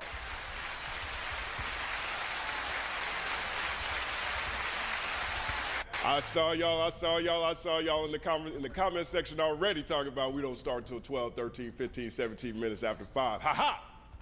Fooled you today. We're going to be efficient today. Thank you guys so much for rocking with us. We got a fantastic panel, fantastic special guests, fantastic conversations lined up for you guys today. Big shout out to all my Knicks fans in the house. I am a Bulls fan, but I am Knicks fan by blood because that's where my family is from. I know BK is on the panel. She got a W last week, or this week. She got a W with San Antonio. Yeah. Even though last week they took that L. So we shall see what happens. I'm excited about this conversation, y'all. Joining us today for the first time on this panel, great friend of mine, done fantastic work all throughout his career. I guess you're never really a former co-founder, but co-founder of Funk Volume, one of the most brilliant business minds I know. He's now also manages Big Ja, who was here just a couple of weeks ago. The one and only Dame Ritter. 9-second applause. Appreciate you having me. I tap into the show all the time. So I saw the young ladies that grilled my guy Ja a few weeks ago. But I'm always tapped in to stats, comments. So I'm blessed to be here. I appreciate you even asking me to show up. So yeah, I'm happy to be here. My brother Dave, I appreciate you, man. Dave is one of my best friends I've met since I've been in Los Angeles, man. And he has a fantastic jump shot. Don't sleep on a game if you're ever on the court playing against Dame, because Dame got game. Also on the panel today, my brother, my partner, co-host of the Third Verse podcast, one of the greatest MCs to ever come out of Atlanta, the one and only Stat Quo. 9-second applause.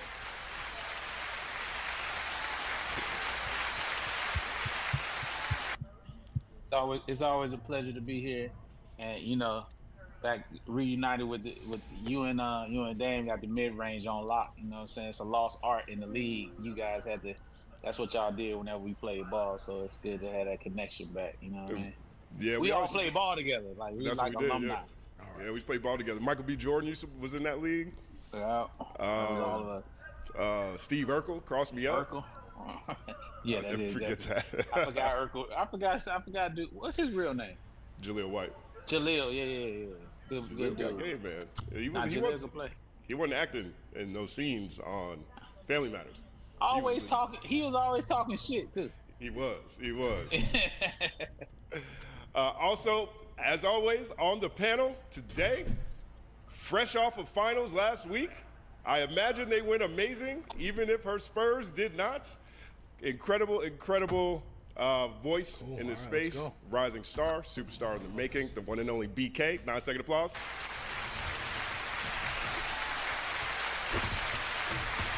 Hey, not too much on my Spurs now.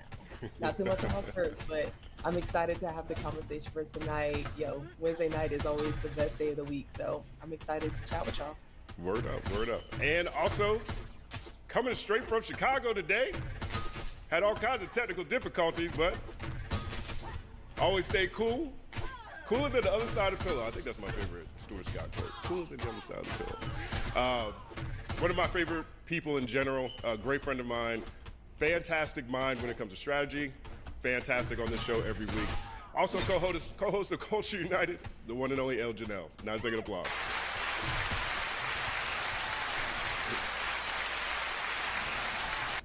Word up, Hey word guys, up. I'm excited. I'm ready for today. I want to know if you got crossed up by Steve Urkel or Stefan Urkel. Jaleel White. I think I got crossed up by Jaleel White. He's probably more like Stephon Urkel than Steve. Probably more like Stephon Urkel, though. There was no glasses in this game. He wasn't wearing goggles or anything like that. So, and again, thank you all for tuning in to Culture United every Wednesday right here on the Company Man channel. This is your show. We want you guys to have a great time. So feel free to let people know when they're saying something awesome in the chat. Feel free to let people know when you disagree with them as well in a respectful manner. If you see people on the panel that have their cash apps, feel free to throw cash apps at them if you like something that they say quite a bit. If you've been here before, you know that there is a 2-hour main show, and then there is the second show that happens after our main discussion. And so we have a special guest coming in today at 5 p.m. or excuse me, 5:30. We'll have Boots Riley join the panel as well. So we're going to talk about his latest release, I Love Boosters. So I'm excited about that. 1 second applause. And as always, 9-second applause to you all.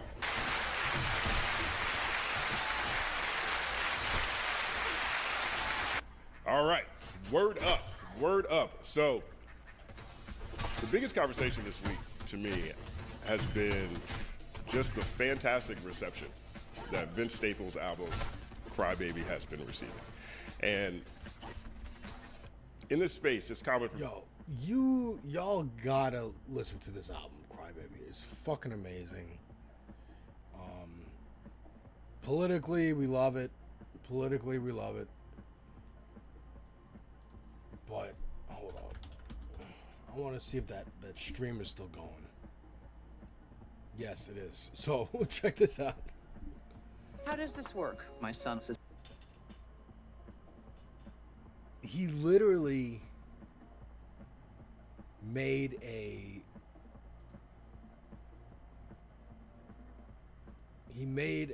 live stream going for this new album that came out, where it's a little Tamagotchi baby. And you can put in commands. The baby has been happy for 63 minutes, high score.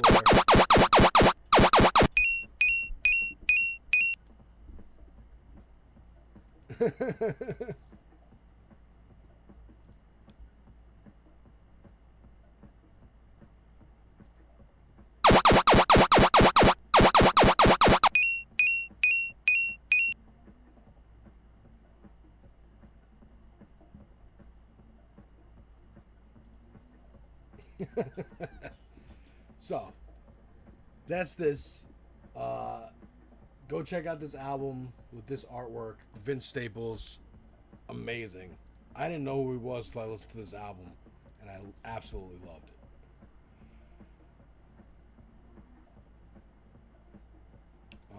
I might just skip to the Boots Riley stuff, just so we can... actually, no. Fuck it. Fuck it. Let me hit the bathroom real quick.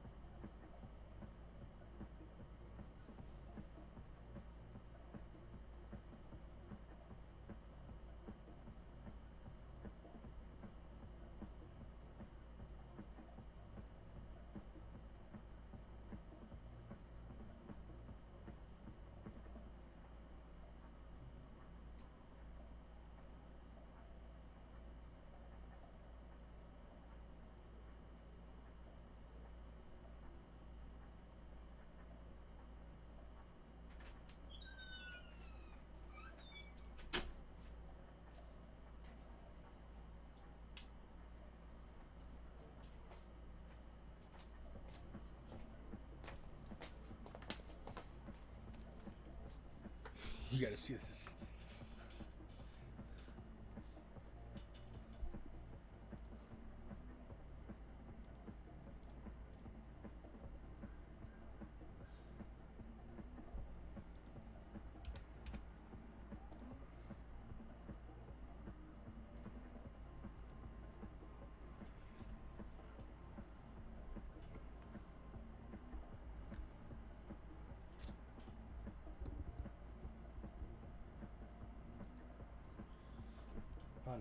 So, Vince Staples, this album that I played, he made like a little Tamagotchi thing out of the baby, and you could type in like feed, workout, whatever commands in the chat, and he'll do it sometimes. Isn't that funny?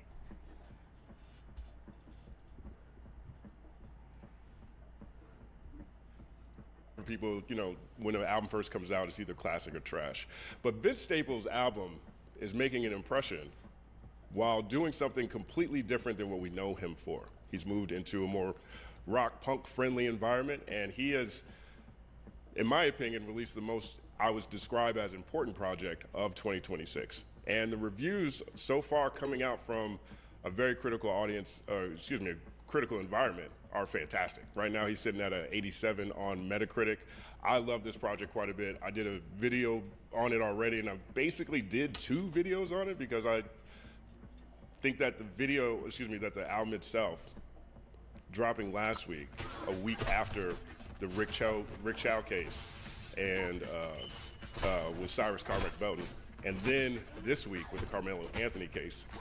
I mean, it's just a serendipitous type project. Open floor. Actually, I want to start with you, BK. Did you get a chance to listen to Vince Staples' Crybaby? What do you think? Yeah, I did get a chance to listen to the album. Phenomenal album, really important album. I would consider this like punk rap in its truest form, because there is a mix of like punk, which is traditionally anti-establishment. It's not necessarily just a genre.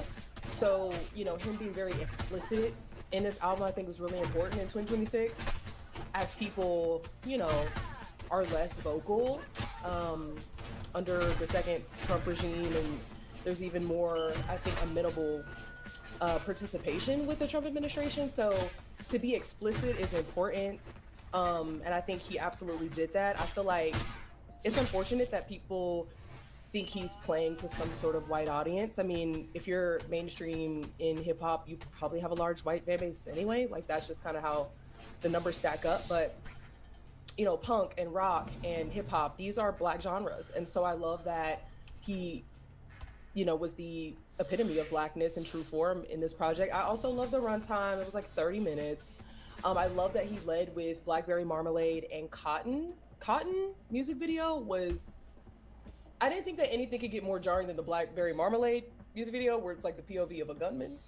But the imagery that he, you know, projected on that like whited out American flag was just very powerful. So really big kudos to Vince for making such an audacious project, not only genre wise, but like subject matter.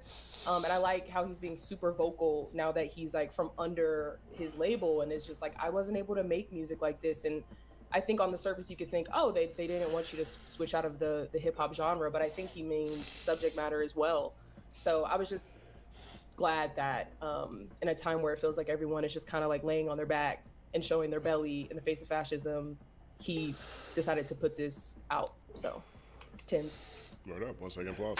I mean, yeah, the video releases are really, I mean, listening to you describe it that way, I hadn't put it into context, but you do have Blackberry Marmalade, which is the first person of the mass shooter. Then you have White Flag, I think, came out right after that. And White Flag, he's painting the white flag that shows up again later in the Cotton video. You know what I mean? So he conceptually has thought about this in just beautiful ways, in my opinion. Elle, what was your takeaway?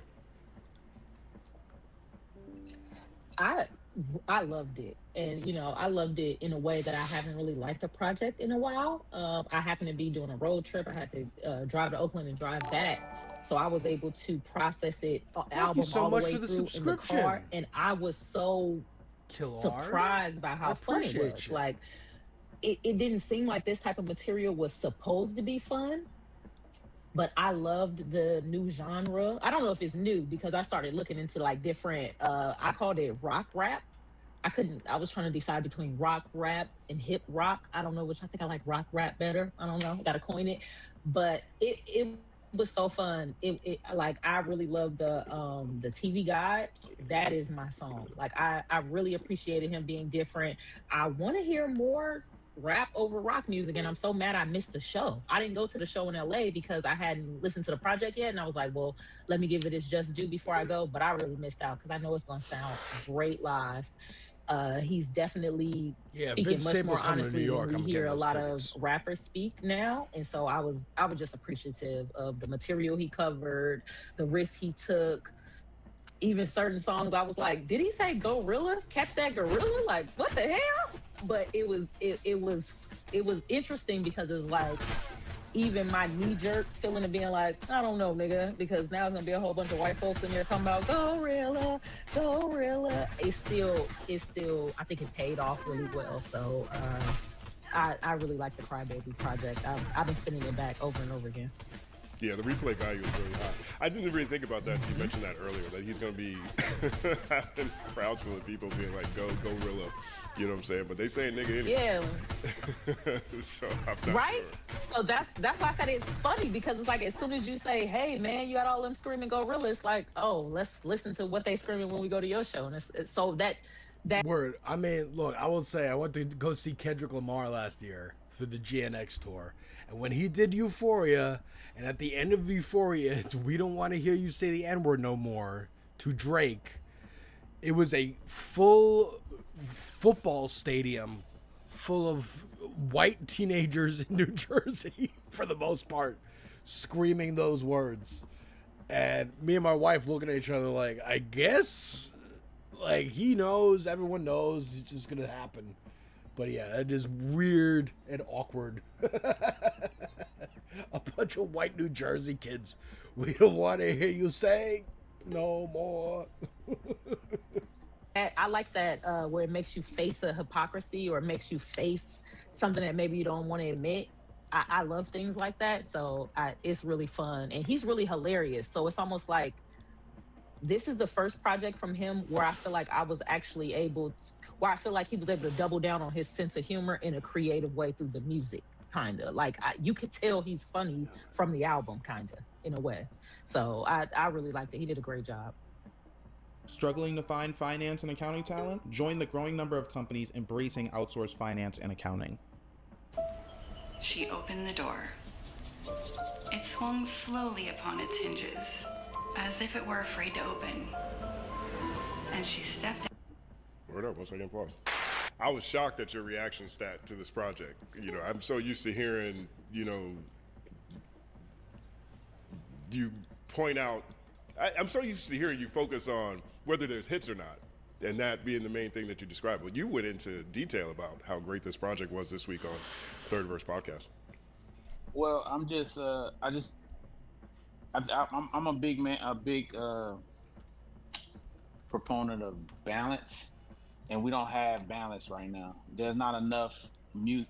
There's not enough socially conscious music from our mainstream artists, and I would consider him to be that.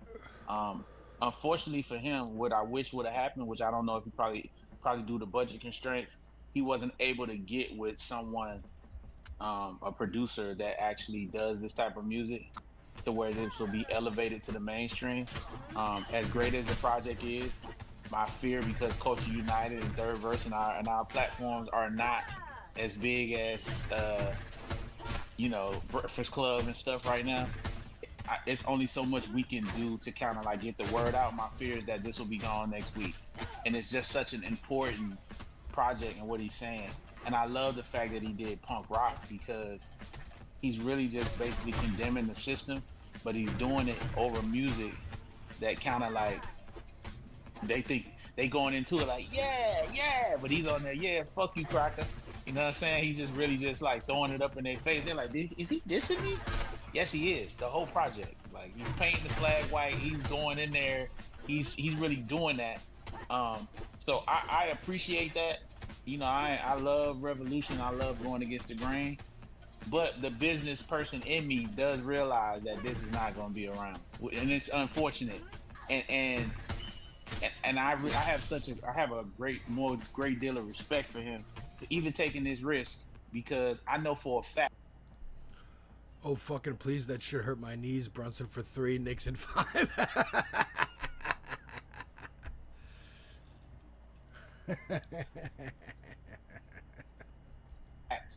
Financially, this is going to put him in a place where it's kind of difficult when you go at the powers that be like this and you don't have a hit record, you know.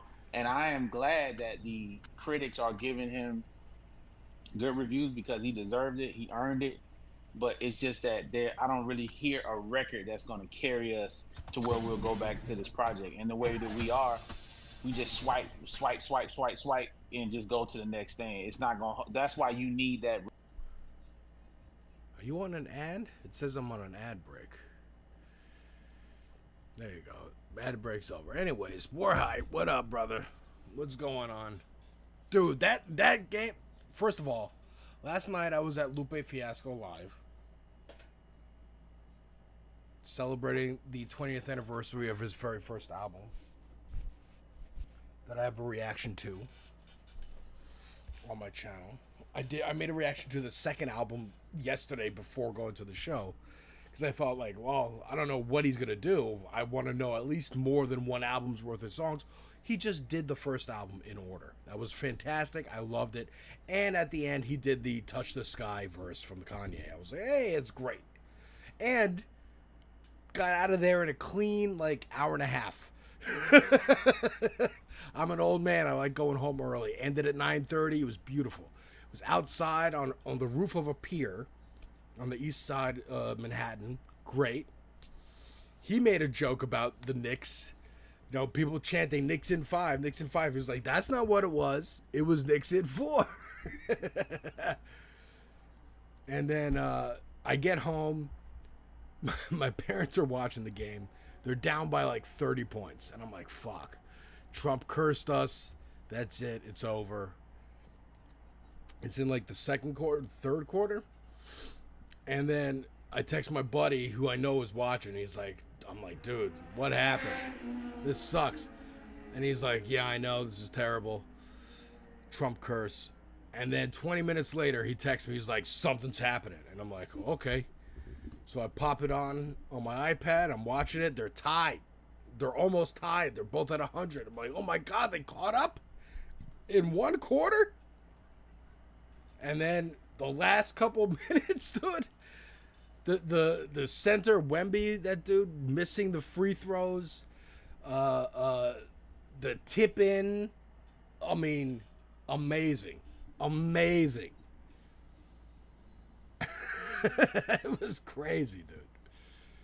And then, yeah, I've been watching all these clips of people chanting. There's RZA people saying Wu-Tang Clan, cleanse the stadium, cleanse the garden. They bring the ruckus. New York Knicks ain't nothing to fuck with. If you want beef, then bring the ruckus. New York Knicks ain't nothing to fuck with. If you want beef, then bring the ruckus. New York Knicks ain't nothing to fuck with. As RZA. This was, dude, this is a shot from New Jersey. And you can hear the cheering.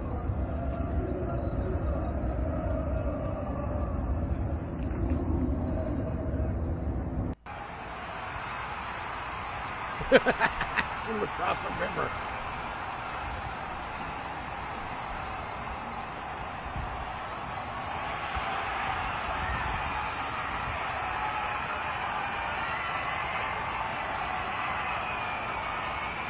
Sounds like Godzilla's walking through the city. Love it. Love it. This was at JFK Airport.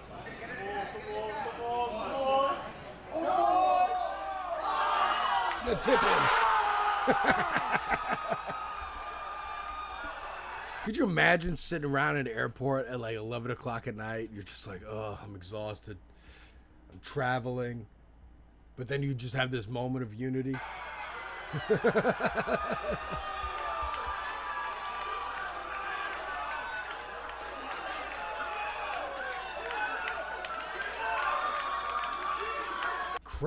Crazy comeback.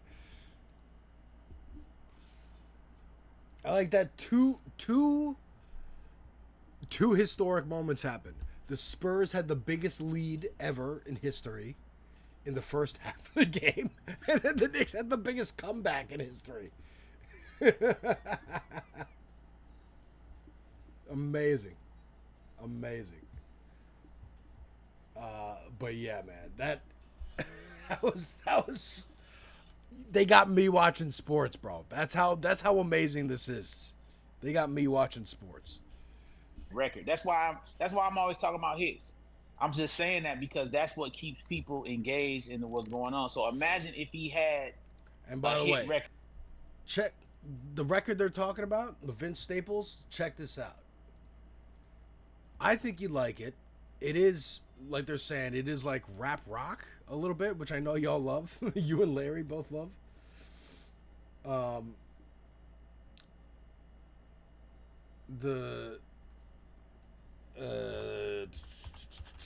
It's got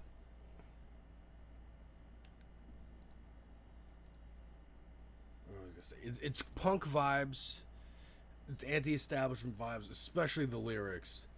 But also, check this out. He's just, I don't know what, for how long this has been going. 17 hours ago. Literally, he has a Pokemon. I mean, a Tamagotchi. Of the album cover. Because this is the album cover. It's just a baby in an American flag diaper. And you could put feed in the chat and it'll feed him. He's tweeting.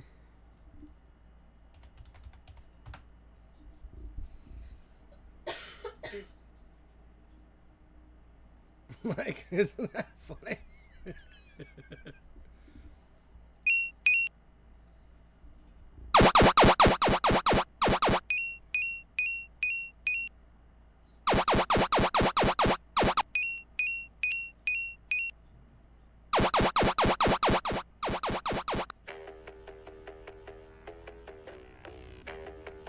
That's part of the first song.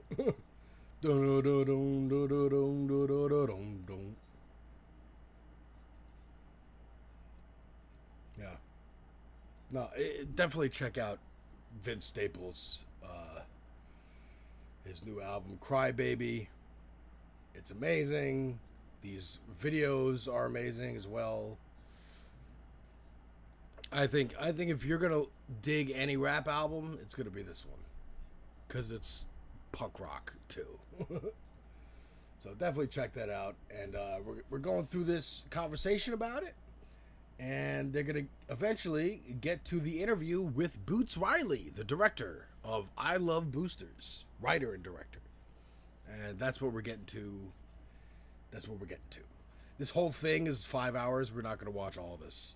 I'm gonna go for like another 45 minutes, maybe an hour or so.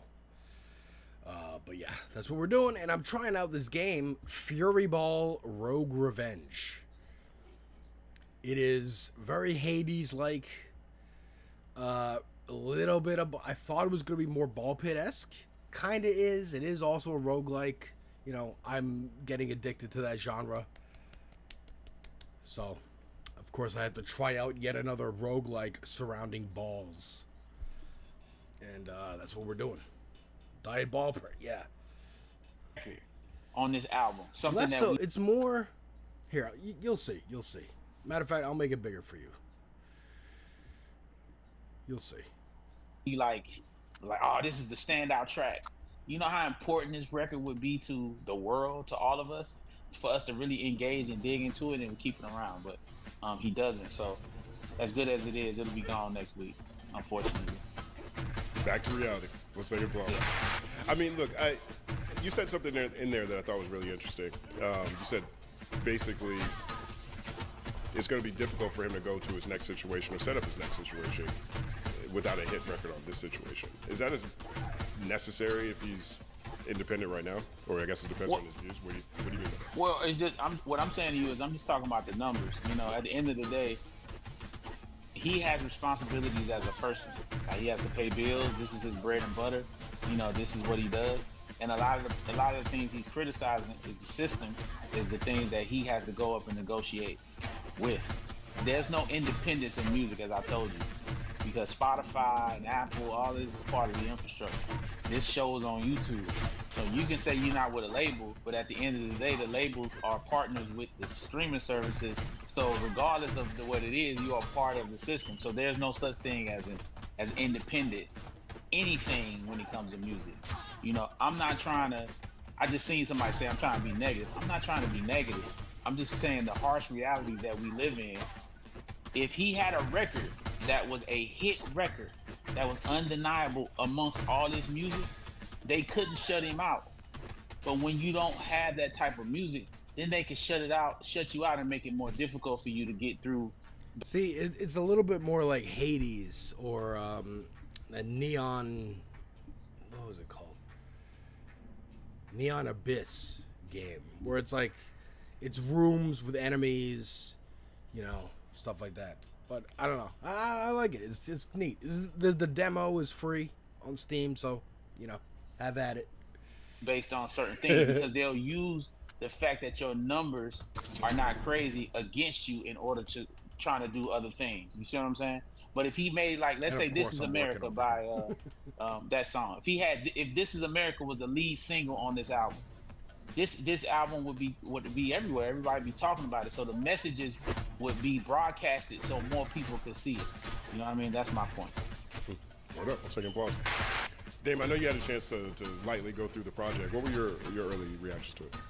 Yeah, so like I like Vince Staples. I think I just like his personality more than anything. I became a fan of just kind of his tweets, and I love to see artists take risks, and I love to see artists evolve. A lot of artists stay in the same pocket, and I kind of get bored. Like Vince is always going to be interesting, and I think that's why he'll always have people's attention. I think we'll have to wait and see where the press and the story of this album takes him to see what opportunities open up for him. Like I don't necessarily think that he has to have a hit if the story, if the momentum build. What do the visuals look like? What platforms, comment on the project? So we'll just have to see where the story goes. Sonically, for me, like nobody makes music for me. I'm still stuck, like we talked about earlier. I'm still stuck at like the late '90s, early 2000s. Like, I might add an independent artist song to my playlist here and there. So sonically, for me, it doesn't hit. But I'm glad that he's addressing a lot of the topics, because like Stat said, there's not that many people in his space that are covering these topics. And I think we need people that are louder, kind of how it used to be in the 80s and early 90s. But we'll see. I think the story can give it legs, and we see where it goes from here. You just never know. I mean, 1 second, pause.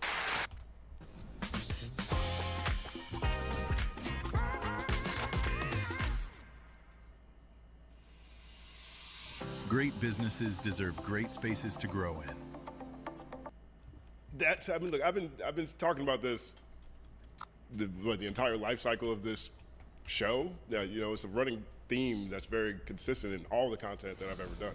I appreciate when people are also able to contextualize the world around us, and I think that we're living in this a point in time where people are looking to artists who can express some of the frustrations or things that they're experiencing from the world around us. And Vince Staples came through, to my surprise, explicitly in that lane. Like, take a look at this real quick. I'll put this on the screen, because I thought this is one of my favorite joints on there. Elle just talked about this. This is a line from TV Guide. I want to call it TV Guide. Line from TV Guide. Word. But look at this part right here. This part right here had me in a chokehold for like, gotta be 48 minutes where I just played this back to back. And this is the third verse of TV Guide, right? And so what he's doing in this verse is he is flipping Gone with the Wind and Wizard of Oz metaphors throughout this. 1, 2, 3, jump, I'm gone with the wind, for example. But then he gets down here to the end, and he says, Let the coin flip, head or tails. Go ahead and pick which one they going in. Where's the love at? Touched by Uncle Sam, you better fuck back. You better bounce that ass, you better drop that ass, you better fuck back. You better move that ass before they use that ass, you better fuck back. You better shake that ass before they take that ass, you better fuck back. You better groove that ass. And so that hit me so hard because regardless of what the state of the country is or the environment is or whatever's happening at a macro level, regardless of what we want this country to be, you still have to find a way to make your way in this country. And he found a groovy, jamming way to express that. You better fuck. Uncle Sam touching you, you better fuck back.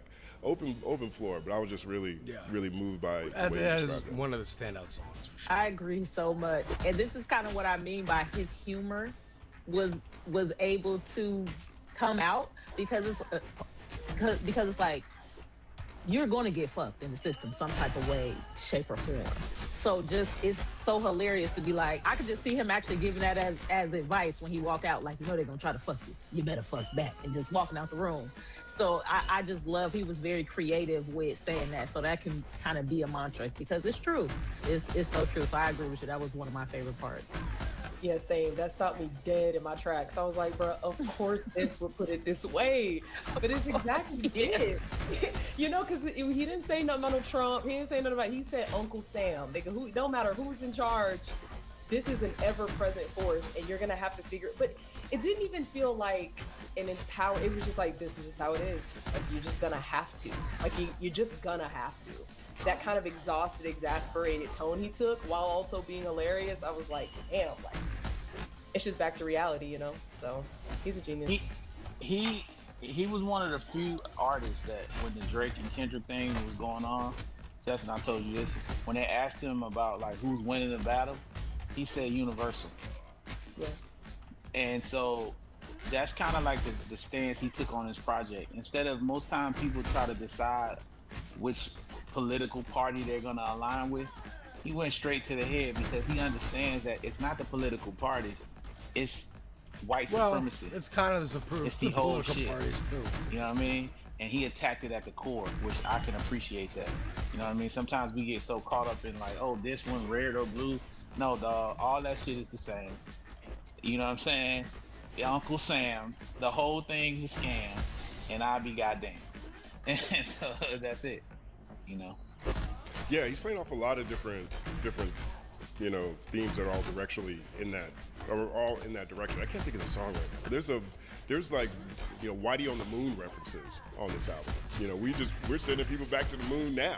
You know what I mean? He's tapping into a conversational spirit that was loud in the 60s and 70s. You know what I mean? Why, Open Floor, do you guys think there is a reluctance from other artists to speak on these things more consistently? I think it comes off. Oh, go ahead. No, I want to hog. Go ahead. Honestly, the reason why artists don't talk about it is because the general public, and there's not enough culture uniters out there that are to push this type of stuff across the mainstream. So people just want to make money, man. Let's just be honest. You know what I mean? Like, it's not the revolutionary wave it's not the same. It doesn't sell the same. It's not mainstream. And people trying to pay these bills and with the prices of everything, they're like, well, hey, I can make a record about saving the world, or I can save my own world here with my family.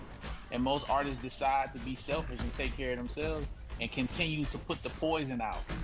And my thing is, it's nothing wrong with the poison, but you gotta have the remedy as well. It gotta be a balance. And right now, it's just all poison.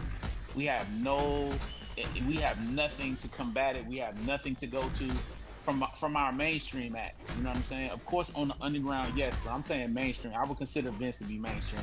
And that's why this was super important for him to do this. Like, kudos to him and his team. You know, I definitely, I wanted hits on there because I wanted it to last longer, but man, like, salute to him. Like, for real. Like, this is amazing. Shout out to you, man. If you're watching it or if your team watching it, this is something you should be celebrated. Well, I think number one, you got to have the knowledge and the ability to articulate certain things, and then you have the art. Then you need to have the artistry to flip the knowledge in a way that sounds good to people. That's a hard combination of things to do, right?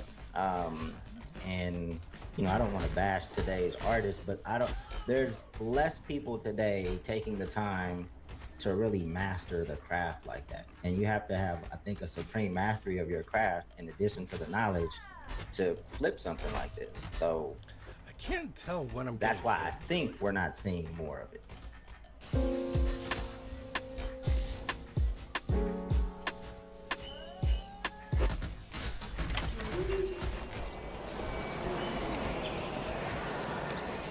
Outside.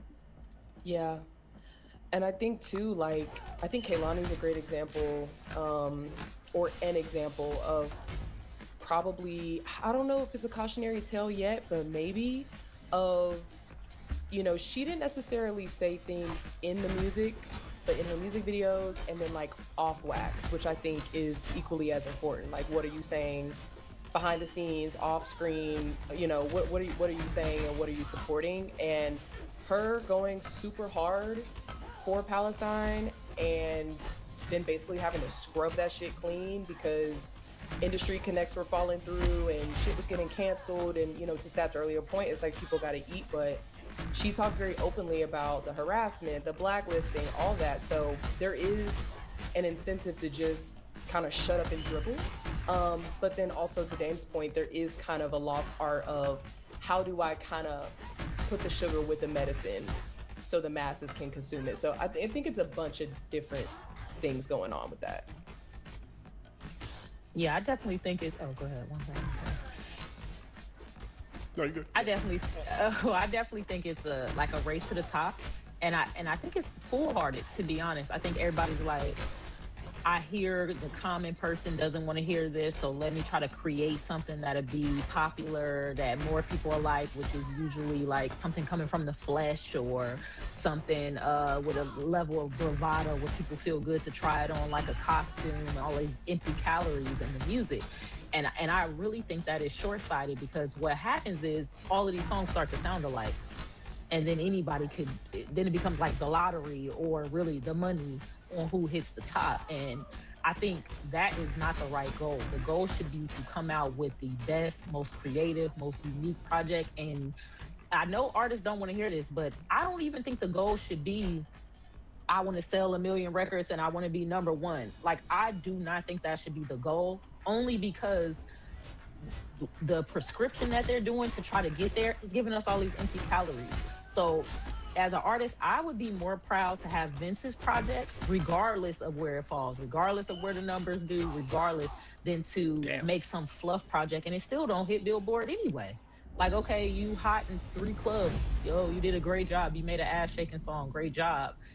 But there's no substance. And so I feel like you still can fail at reaching number one. So just make something badass and just get what you get and don't throw a fit. Cool. That's what I think. But I can understand why artists like, I don't want to hear that shit. I want to be number one and I'm going to do what it takes. But I'm proud of the people who are brave enough to say, I want to make something dope. And I think that's what he did. Second applause. It was a time, I'm old enough, I'm going to age myself right here, but it was a time where like artists could make this type of music and be political and go like be in the top 10. You had artists like Public Enemy, you had Ice Cube with America's Most Wanted, you had the Ghetto Boys, it was a time where these type of albums where they was addressing certain issues that was going on with us would actually go number one. I don't know what happened where that's just not a thing anymore. It's not the reality, but it definitely has changed to where you very rarely hear anyone even expressing themselves politically on records. You brought up the Palestine stuff. I'm so surprised that not more artists actually even just stood on the side. You know what I mean? It's crazy because the fear that the artists have where before it wasn't like that. And I think maybe the fear comes from where the music is so controlled, where it's all, it's relying on streaming. And so if you do go against the machine, they kind of can block you out. Whereas when in my era, we were selling CDs out the back of the trunk and you know what I'm saying? So you couldn't really block somebody out. But now, if you come with the wrong messaging on the song and it gets too divisive, they can really literally bury you at the bottom of these, of these streaming services because they get so much music. And then say your shit not popping. Right. So do you think it's the consumers that changed, or is it the corporations or the powers that be that changed? Do you think it's more the mechanism of the streaming, or consumers themselves that maybe got more money, see themselves as more American, feel less rebellious after, the past couple of decades? What do you think? I want to pause right there for 1 second, because we do have our special guest in the house right now. We can come back to that conversation, because I think I wouldn't be surprised if some of this rolls in together. Absolutely. But joining us today, our special Boots guest is Riley. a provocative and prolific poet, rapper, songwriter, producer, screenwriter, director, community organizer, and public speaker. He wrote and directed Sorry to Bother You, I'm a Virgo, and his latest release, I Love Boosters. And if you're a hip-hop fan of The Coup, as I am, you also know he's an incredible MC, always dedicated to real social change and a proponent of mass militant labor movements. Great hair, great ads. Jennifer Aniston's Lullaby proved it with Roku Ads Manager. Get started on Roku Ads Manager today. Nearly home. Who done it? We're looking for a house closer to everything, but we don't know where to start. Intro. Please welcome Boots Riley. 9 seconds clocks. What's up? What's going on? Thank you for joining the show, sir. Hey, thank you. I can't see myself for some reason. Can you see me? We can see you. Yeah. Oh, you can? All right, cool. Yes, we Can you see us? Yeah, I can see you. I just is a black space where my face would be, but that's fine. Yeah, how's it going? How are you? Thanks so much for coming to the show. Oh, yeah. Well, thanks for having me. We appreciate you, brother. Well, So we were... Oh, you got it. Go ahead. Go ahead. We were just actually talking about Vince Staples' latest project, Crybaby, and we were talking about all of the risks that he took being very political in this project. And so it was the perfect segue to you, because you always take so many risks with your work and your movies, even from the music. And so it's the perfect time to just talk about I Love Boosters. I've seen it twice. All right. Cool. It is fantastic, especially as far as promoting labor organizing, which is my favorite overall messaging in it. So I just wanted to ask you a little bit about how you find the courage to take these type of risks in your creative work when so many artists seem to be so scared to do that now.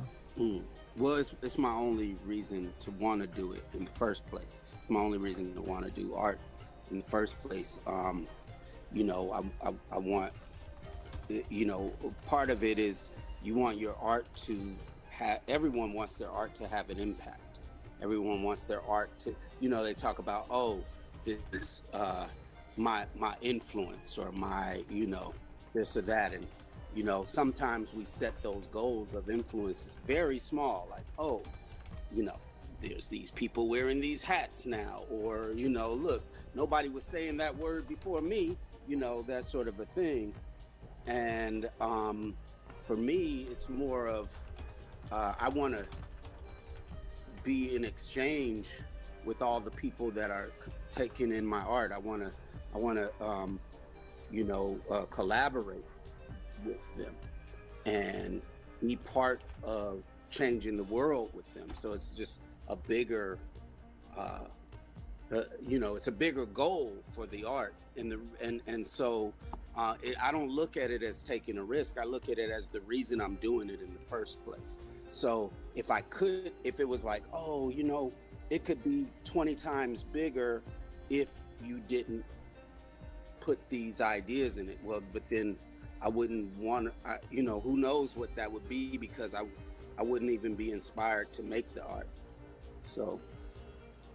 That's so dope. I really resonate with that message too. And I'm like, I don't care how many times you shadow ban me or the SEO doesn't work. Like, I want to get this message out there.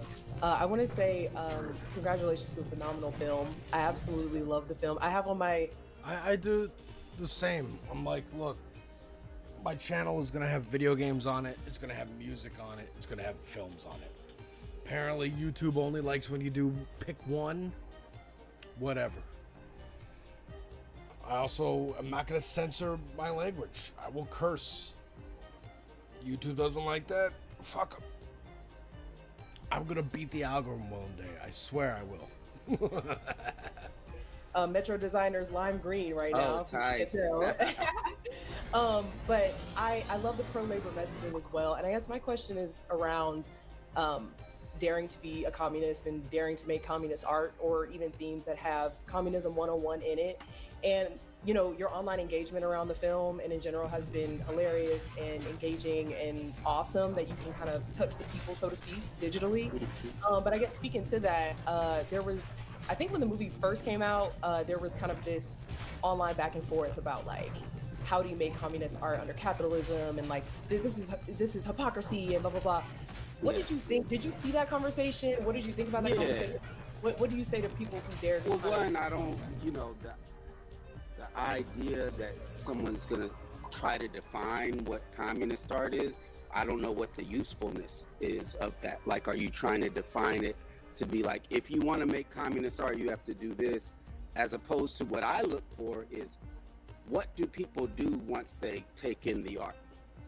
That's the only thing I'm looking at. Like, what do they do? Like, I'm not looking at definitions. You know, I already dealt with that with like, are you making real hip hop now, or is that not? Is that rap, or is that hip hop, or is that blah blah blah? You know, and to me, it's about what is the effect that the art has, and so some of the discussions ranged around an idea that is not actually a radical idea; it's more of a liberal idea. Liberalism says that there's a way to just somehow be ethically capitalist, right?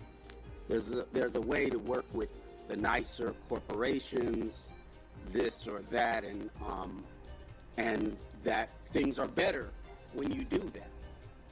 And that's kind of what the Democrats have put forward.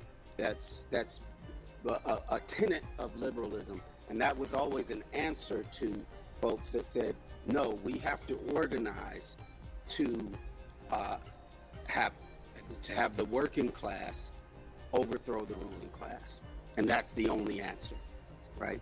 And so, being that I think the latter, Ghost your ROI worries. Ooh. Spend smarter. Snapchat ads. Fuck.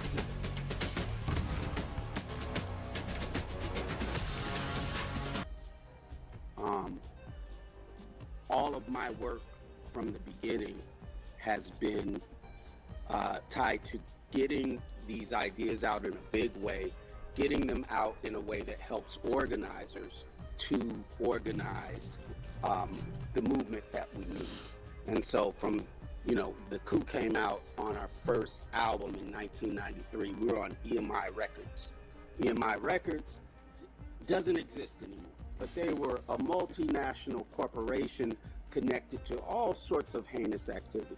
You know, we strived to get on the radio. We got on the radio in LA and Chicago.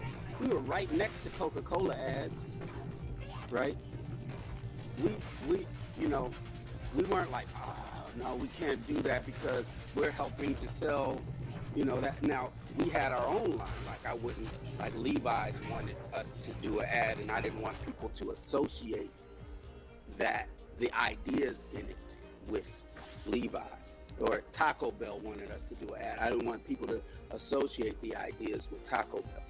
But it wasn't because I thought that somehow, you know, there's a cleaner way to do it. You know, we've been on Warner Brothers, we've been on, I don't know, we've been on every, Interscope, all these labels, right? So, and, you know, obviously the TV show was on, I'm a Virgo was on Amazon. The first movie was put out fully by Annapurna,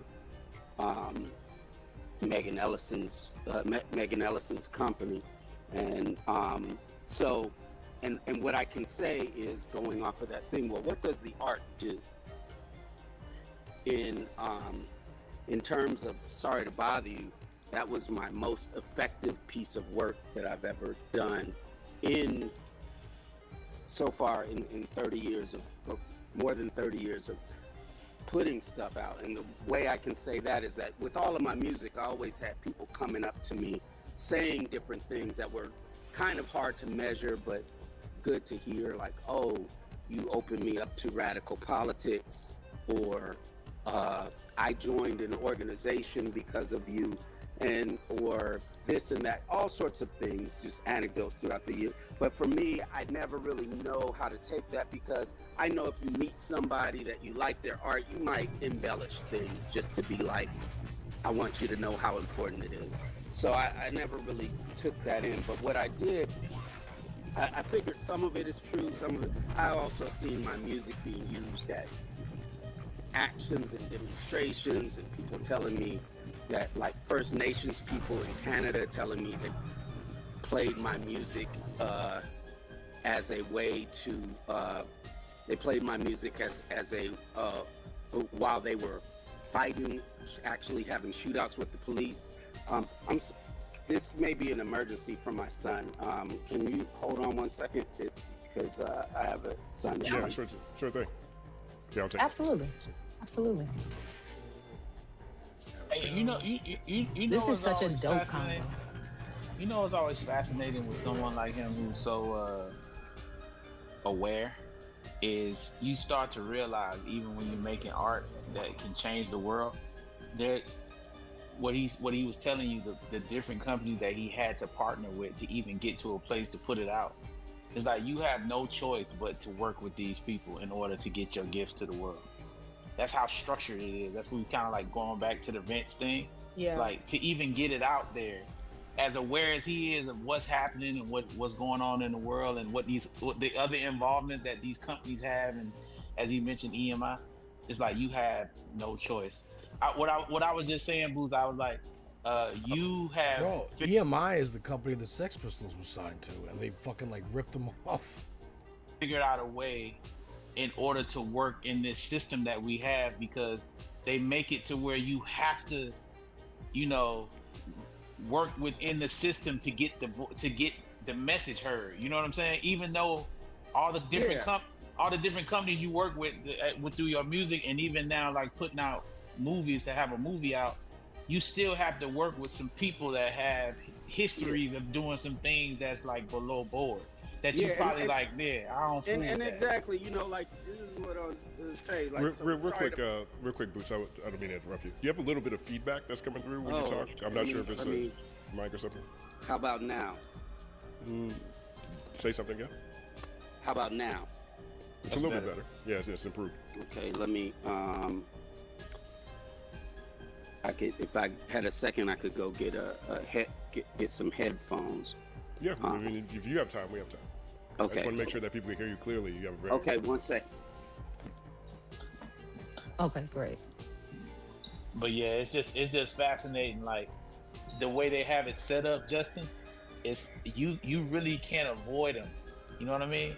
In order to get your message out, you can't avoid working within. In order for us to get this message out of Culture United, YouTube is a very important tool. You know what I mean? It's a very important tool for this to happen. We have to work with YouTube to get our community built. And then once you have your community built, then of course, maybe you can build your own platform. But to get through the door, you still got to, I don't want to say dance, but I mean, essentially, you got to dance with the devil. Back. You gotta fuck back. Exactly. You gotta fuck back. It's a fact. You better fuck back. I love that though, because I kind of have that challenge sometimes. Go ahead, Justin. I think a lot of times people in the independent spirit, the independent-minded artists or individual, a lot of times can look at corporate partners as just 100% the enemy, and I don't think it always has to be that way. Hi. Now we're comfortable, let's talk urine leakage. Tena Men Maximum Guards are designed for men. Bro, what? That's a fact. Hey, can you hear us? Yep. That's much better. So I was surprised that you said, yeah, that's much better. I was surprised that you said you think Sorry to Bother You was the most impactful, because I see this as, I see I Love Boosters as one of your greatest success. As a longtime fan, go ahead. Yeah, it's definitely my best work. But what I'm saying is that enough time hasn't passed to to be able to see the impact that it will have, right? So, with Sorry to Bother You, for folks that don't know, between 2020 and 2024, there was the largest strike wave the U.S. has had in its history since the 70s. And during that time, I got dozens of texts and messages and email, phone calls that said a version of, we were trying to organize a strike at our job, we were trying to organize a union at our job, we were having a tough time, we didn't think it was going to work, and we had everybody watch Sorry to Bother You, and then everybody voted either whatever it was to strike or for a union. Had this one story in Baltimore. Hell yeah. There was Sorry 60 to Bother You is a people great movie. at this work site. I love Boosters as I. And I like the message of it more than I like was the actual to vote for whether or not to have a union. And they thought, the organizers thought they were going to win, but they thought it was going to be by the skin of their teeth because there had been organized pushback. And so they were still a little worried, but they thought they were going to win. And right when it was time for them to do a show of hands for who wanted to join the union, who wanted to have a union, somebody in the middle of the crowd said that they don't know, said, "Equisapiens, let's be out." And then everybody laughed and every single person raised their hands. And so all those things that are coming to me tells me I'll just say that's the most measurable impact I can see it have. Like I said, the other stuff was harder to measure, harder for me to know, but also this went out all at one time. So yeah, I'm hoping that you're right, that I Love Boosters takes it up another level. One second pause to that too, by the way. I find it just really inspiring, ultimately, not in just the fact that you've been able to champion the things that you care about in the world, in your art form, whether that's in music or in film, but that you've also been able to do so for so long, right? I think longevity is something that artists have a very difficult time grabbing onto in this industry of cool, so to speak. How have you been able not only to continue to push forward and to do horizons as an artist that yourself, but also how have you been able to do that by doing the most difficult thing, which is advocate for things that you care about other than marketing? Happy Pride, Rabid Hellpull. Happy Pride, Love Lady Aphrodite. Hell yes. Welcome, welcome. How are you today? Materialism. Well, it definitely was difficult, but okay, it's a mix of a few things, and I don't want to discount the luck. The luck is that we came up in Oakland at a time when every record label had to have a group from the Bay Area, preferably from Oakland, right? So we got that initial push from, even though it was a small label, it was called Wild Pitch. They were out of New York, and we were the only West Coast thing. We got on BET. I used some of my, so that was the luck part, but then I used some of my skills that I had learned from being an organizer, which had to do with canvassing and getting stuff out. And they were like, we only have $14,000 after the video. Let's see how much the bomb we only have $14,000 to promote your album. So we used part of that to rent a minivan, and we drove city to city. This is 1993. We drove city to city, putting up posters all over the place. This is before everybody had SoundScan, so we had to drive and find the record stores. And we drove and found the record stores, asked them to put up our own displays. When we got to DC, we had a $5 a day. I know I sound like the old man, but we had the $5 a day per diem, and we saved up our per diem, and we knocked on the door in DC at BET. BET was in DC at the time, We knocked on the door, and Joe Claire was the host of Rap City. Rap City. Yeah, Joe Claire was the host of Rap City. We were like, Joe Claire, we want to take you to dinner. We took our money from per diem, then we took them, or it was lunch. We took them to lunch, and then we showed them the video for Dig It right then. And he was like, I'm gonna put y'all on Memorial Day. So we had, we had gone on, and we all of a sudden it was a sea change. We were like the local group, and then we were in Cleveland when it hit on Memorial Day, and we were in the park, and people were like, yo, we're in the video, blah, blah, blah, right? So our first fans, even though we did do it underground style, like we got the big corporate push in that sense. We got on those platforms. Our first couple albums, that's the only way we were known. And then, and then I did quit, but not for those reasons, but because I felt like I was wasting my time being an artist, and we formed an organization called the Young Comrades. But in that, it was all ex-artists that were making this organization. And that's when I worked telemarketing. But as we were doing that, I started getting a better appreciation, because this is before the internet. So you don't know who's listening to you. You don't know, like you do now. You don't hear that feedback, So, and it wasn't like we were touring around a lot, because a lot of venues, like we didn't have the small venues weren't booking hip hop. A lot of the venues now that they'll have rock on this day and then they'll have hip hop, they weren't having hip hop. They weren't having stuff where they thought it would attract black people. And so we weren't getting, so we kind of were in a bubble. We didn't know the effect that we were having. And so, but then as we were organizing, I was seeing how people's choices were affected by movies they saw, by lyrics, things like that. So I started being like, having an appreciation for what I had let go. And that's when I went back and did Steal This Album. Matter of fact, most of the musicians on Steal This Album were people that had been in the Young Comrades. And so, but the short answer to it is,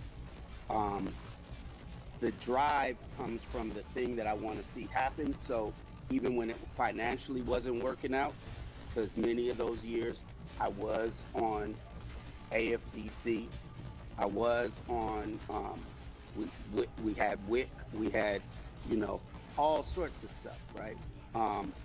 Going on at different times, food stamps, all that. And not because, and some of it was because my eyes were bigger than what was actually happening. Like I wanted to get it out bigger, so even though we're taking in stuff, a lot of the I'd pay to do it in a bigger way to where I'd be the last person getting paid, right? So everybody get paid, and we do it with this big band, and we do all these visual things. And for me, the reason was to get it to make this vision come to life. And so some of my payment was just in that these ideas were getting out there in this big way. So let's continue to see how far we can get. Definitely, a lot of times people would be like, "Man, you broke. Why are you still doing this?" You know what I'm saying? but it would be, and while we were shooting Sorry to Bother You, I was squatting a house, right? Now it wasn't like it looked like it was a house. It wasn't like in squalor or anything like that, but we were squatting. Right. So, but the thing is that that's the reason, because the goal wasn't just the money coming in. The goal wasn't like, because I always felt like I'm a pretty resourceful person. Like, if the goal was just to get a paycheck coming in, there's all sorts of hustles that are a lot easier than doing art. right? That's a great And point. maybe, maybe I'm wrong about that, but that's how I felt. And Well, those hustles probably can't get the message out as well. yeah, exactly. I love that you gave the background of Oakland, and I wanted to ask a little bit about your upbringing, but I feel like you shared a lot, even getting to the Young Comrades. I have some friends who are in the Young Comrades. Your dad, Dr. Walter Riley, was my mentor, or still is my mentor. So I know that you come from a very education-focused, radicalized background. Yeah. So I want to know about like what are the most important messages that you want to get out, and do you think any of those messages have been missed? I mean, you've had time to see people reviewing the things people highlight about your different movies. Do you think there's any message that you were trying to get out that you think kind of some people have missed in some ways? What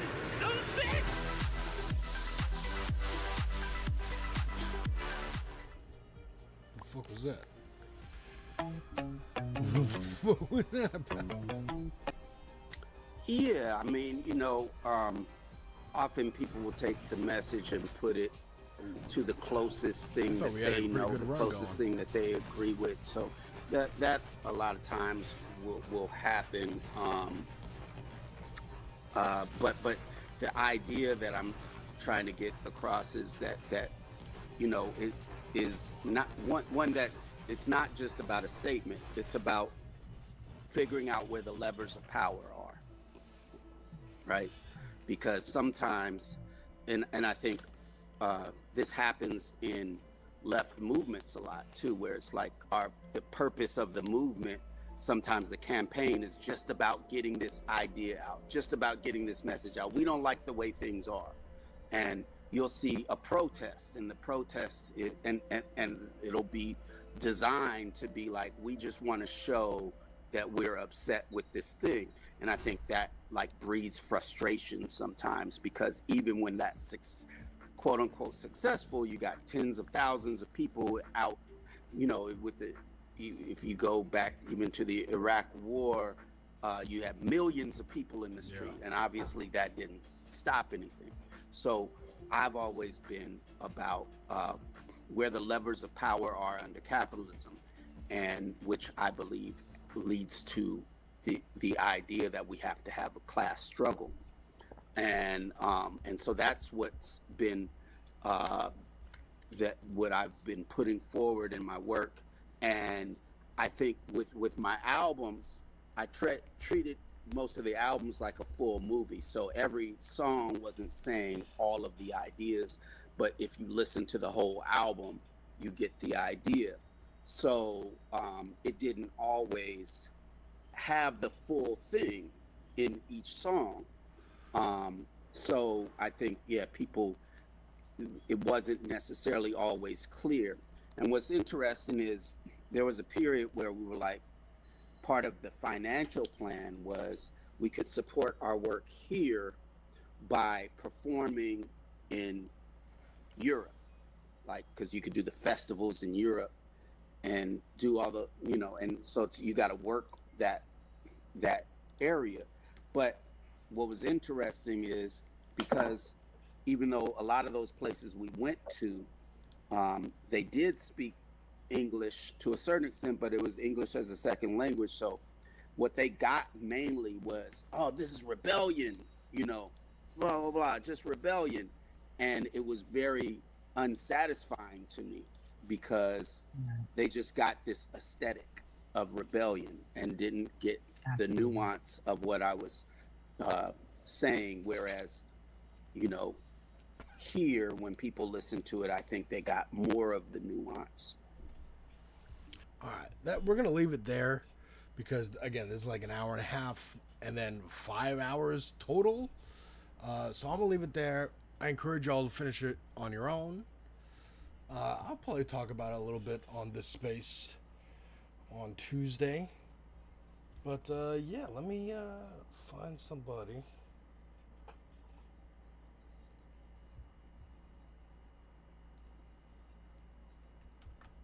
Thanks, some people. Thank you to Bry Guy. Appreciate you, Bry Guy.